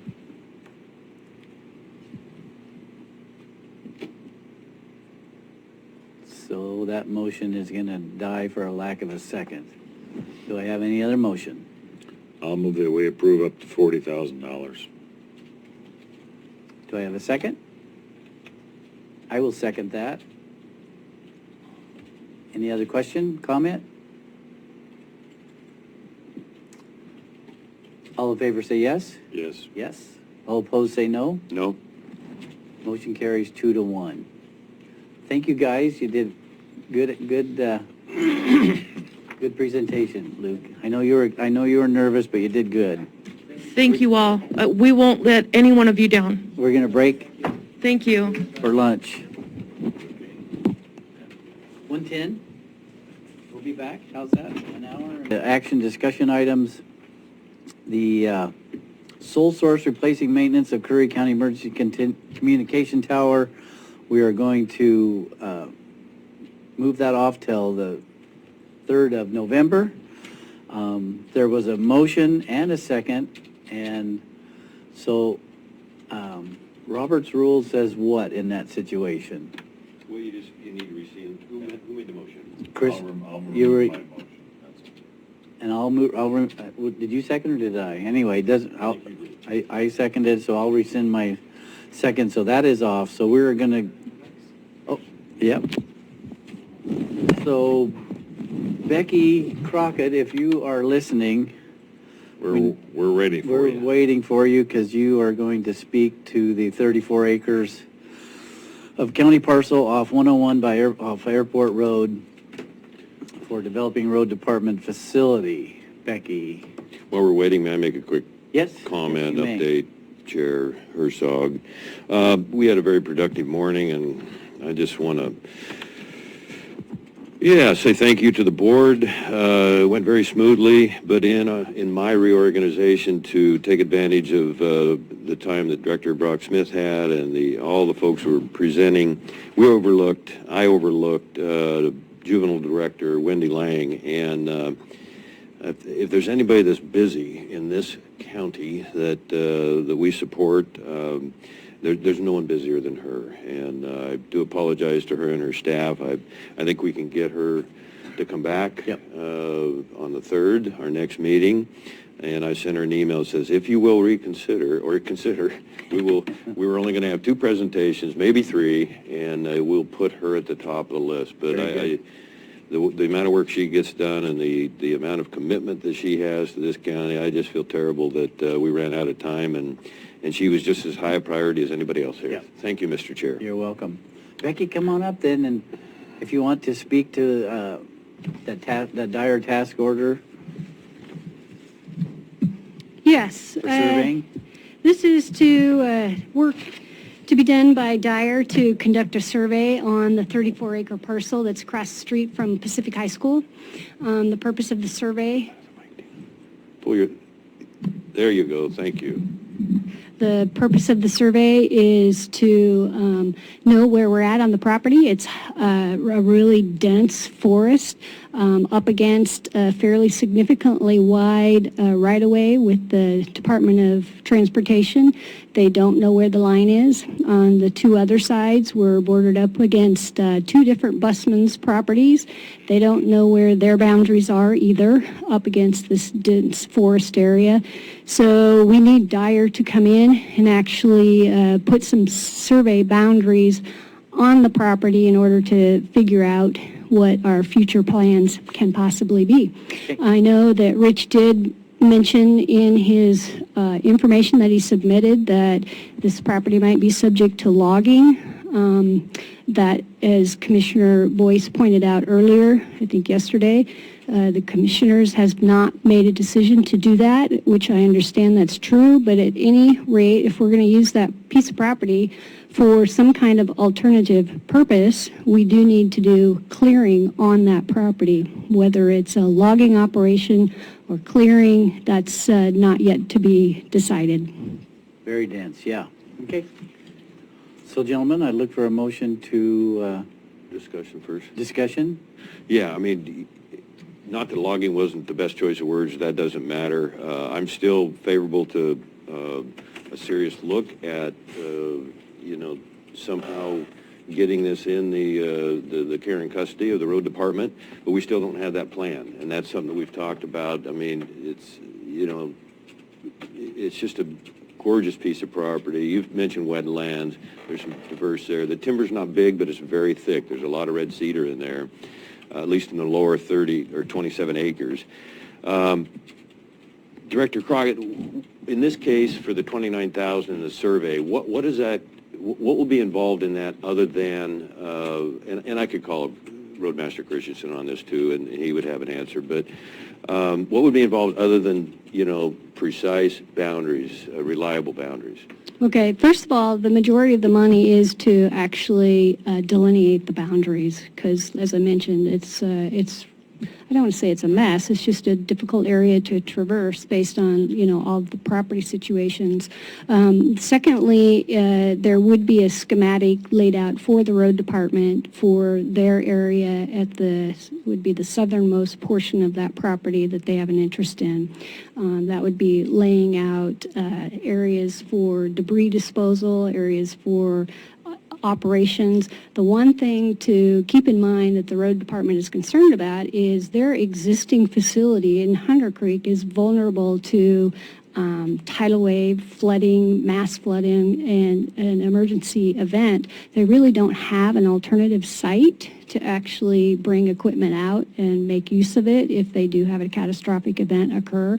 So this is one possibility where they could actually have storage, they could have fuel storage areas, as well as other things to actually set up a temporary emergency response location for the road department, which is pretty important.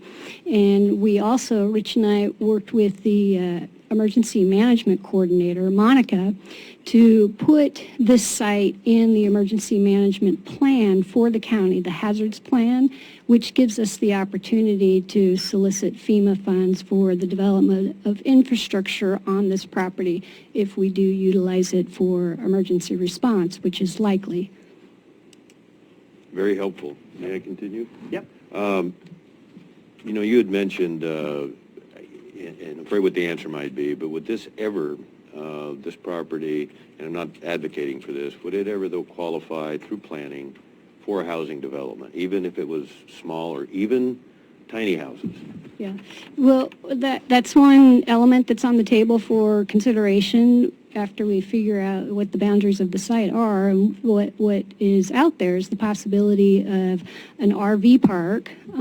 That would be at the northern, there's probably about 6 to 8 acres in the northern area, to actually have an RV park to satisfy multiple different opportunities. The first one would be, again, emergency management. It would be a place for FEMA to actually put trailers, if need be, if people are displaced through a catastrophic event. Could be fires, could be, a tidal wave, whatever. That opportunity could be there if we did have infrastructure in for an RV park. The other thing that's been discussed is in Curry County there are a lot of veterans that are pretty what do I say, they don't require a lot of medical attention. Yep. Or otherwise, they just really want to have a place to live, and they live in their RVs and they kind of want to be left alone.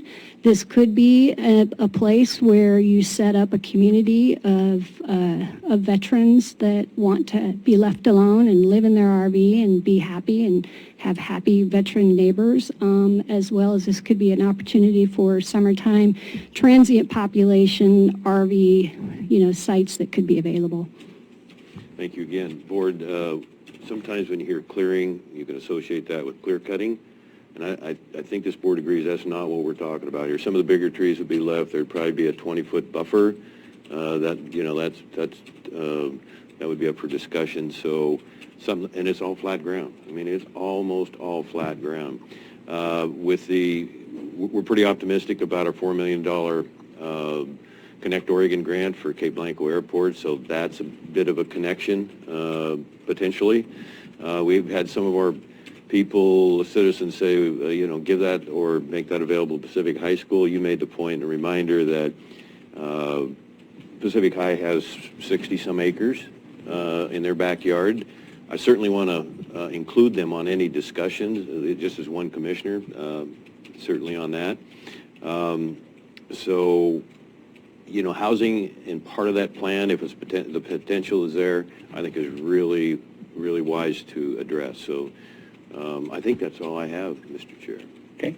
Chris? I'll move to approve 6D approval for Dire Task Order 28. not to exceed $29,500. Okay. Got a motion? I'll second it. Been moved and seconded. Any other further discussion? Hearing none. All in favor say yes. Yes. Yes? Motion carries 3-0. Thank you, Becky. Yeah, thank you very much for the time on that. We are going to go then to, I think that wraps it up for discussion action items. We'll go to commissioner updates. Mr. Pash? I just have one thing I want to say, and this is more a personal topic than anything. We all see the national news at night and things going on around the country, and we always associate that with not happening here. It does happen here, and I won't talk too much about my disgust at what's happening at our border on the south, but I will say that I have spoken to some of our county officials, as well as some hospital people, and there are going to be mandates here that require people to have vaccinations, which I believe personally are against the Constitution, or they will be terminated. They also will, there are things happening now to remove people's pensions and health care for not having a vaccination if they don't do it. My biggest anger is, I just want to talk about the nurses in New York City, that the governor and the president begged those nurses to stay in an absolute catastrophe, a national emergency or a state emergency, to take care of the COVID response a year and a half ago when it blew up. President brought in ships. I mean, they did whatever they could do to manage and mitigate the damage, the health damage for people in New York City. Begged those people, those nurses, to stay. Those same nurses are now being fired because they refused to get a shot. Those nurses and doctors that put the first responders that put their lives on the line. Our sheriff's department, can you imagine firing our sheriff's department now because they won't get a shot? But yet when we need them to go handle a crime, oh, please do it, please do it. That's what you're sworn to do. Well, you also swear to the Constitution of the United States. Yeah. So to see these nurses and doctors and first responders around our nation being fired because they won't get a shot, when a year ago they were being begged to put their lives and their families' lives in harm's way, shame on those institutions and shame on our government for allowing it. Amen. Commissioner Boyce. Thank you, Mr. Chair.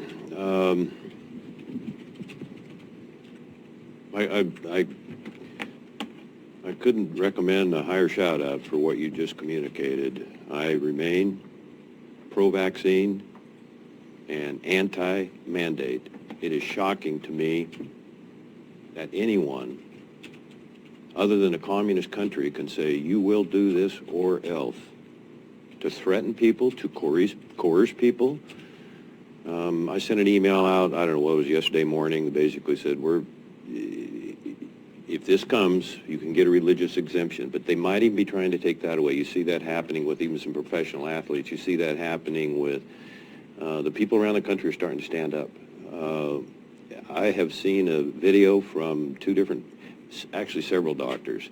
I don't believe everything I read, but to see the heart, mind, and soul, and the communication of these medical people that say, this is wrong, this is why, here's the facts, here's the evidence. Please pay attention. It is pretty compelling. So I hope Commissioner Pass is wrong on his predictions. I fear that he is correct.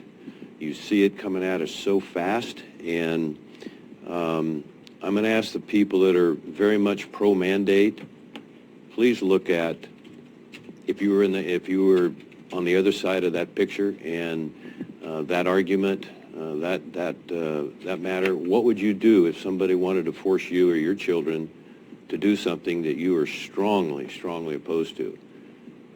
It's tearing our country apart. It's tearing our state apart. You see what's going on in Portland right now? Per capita, the #1 murder city in the country, and that's only 300 miles north. It's a total breakdown of respect, morals, law and order. It's just, it's staggering to think that that's only 300 miles away in a city that we were once so proud of. And I'm working really closely. In fact, I have something I'll hand the board here that Yamhill County, how they're trying to, they have two lady commissioners up there that think like what Commissioner Pash and I are communicating, and I know Commissioner Herzog agrees, how they're going to try and deal with this for their people, their employees, how they're going to try and keep a lid on things and do the right thing. And so this board is going to work very hard, I believe, to put our best foot forward and represent everybody very well, make good recommendations, set good policy, and do our best. That's what the people put us here to do. Yep. And we're gonna upset some people, but you know, I've been involved in this thing from the very beginning on policy and resolutions and meetings and research, and it's not behind us yet. It's not gone. We have some great numbers now, at least compared to 2 months ago. So, Mr. Chair, I have other things, but they'll wait till next week, and you know, it has to do that housing committee. I do want to make, you know, I put it up here on the wall. I'll do that next week too, but for the Vietnam Veterans Report, it's just incredible information, and you know, there's even a couple of 16-year-olds on there that were killed as part of the 58,000 that lost their lives in that war. And the reason I focus a lot on Vietnam veterans, because that's my era, that's my age, and I've met some incredible people. So we'll follow through on that next week or next meeting.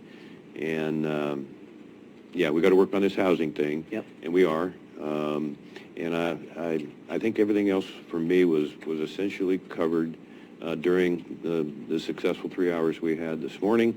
I am interested on where we are with the ARP committee meeting. I feel like we've been okay, but we're starting to drag our feet a little bit on some of that responsibility. I'll take my lumps. But I think we need to address that, and that's all I have. Thank you, Board. All right. Well, I don't have a whole lot. I'm just going to echo what these gentlemen have spoke on and say, at the very beginning of the meeting, we started out with Pledge of Allegiance. One nation, under God, indivisible, with liberty and justice for all. That's the foundation of our country, and it's so, you know, indivisible means undivided. That's what we have too much division today, and I think we all agree at this table, and it ought not to be.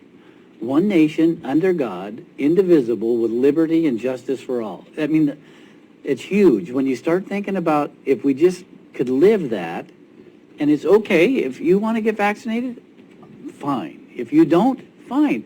It's not like there's not a tattoo on your head that says don't get near me, but we got to be able to come together as a country and as citizens and neighbors and friends to say, with liberty and justice for all, and all means all, doesn't it?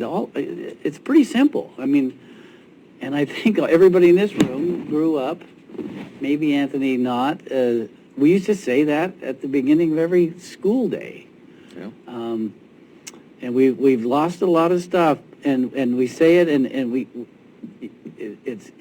got it memorized, but just think about those words and how it all starts and how it ends with liberty and justice for all. That's all I have to say.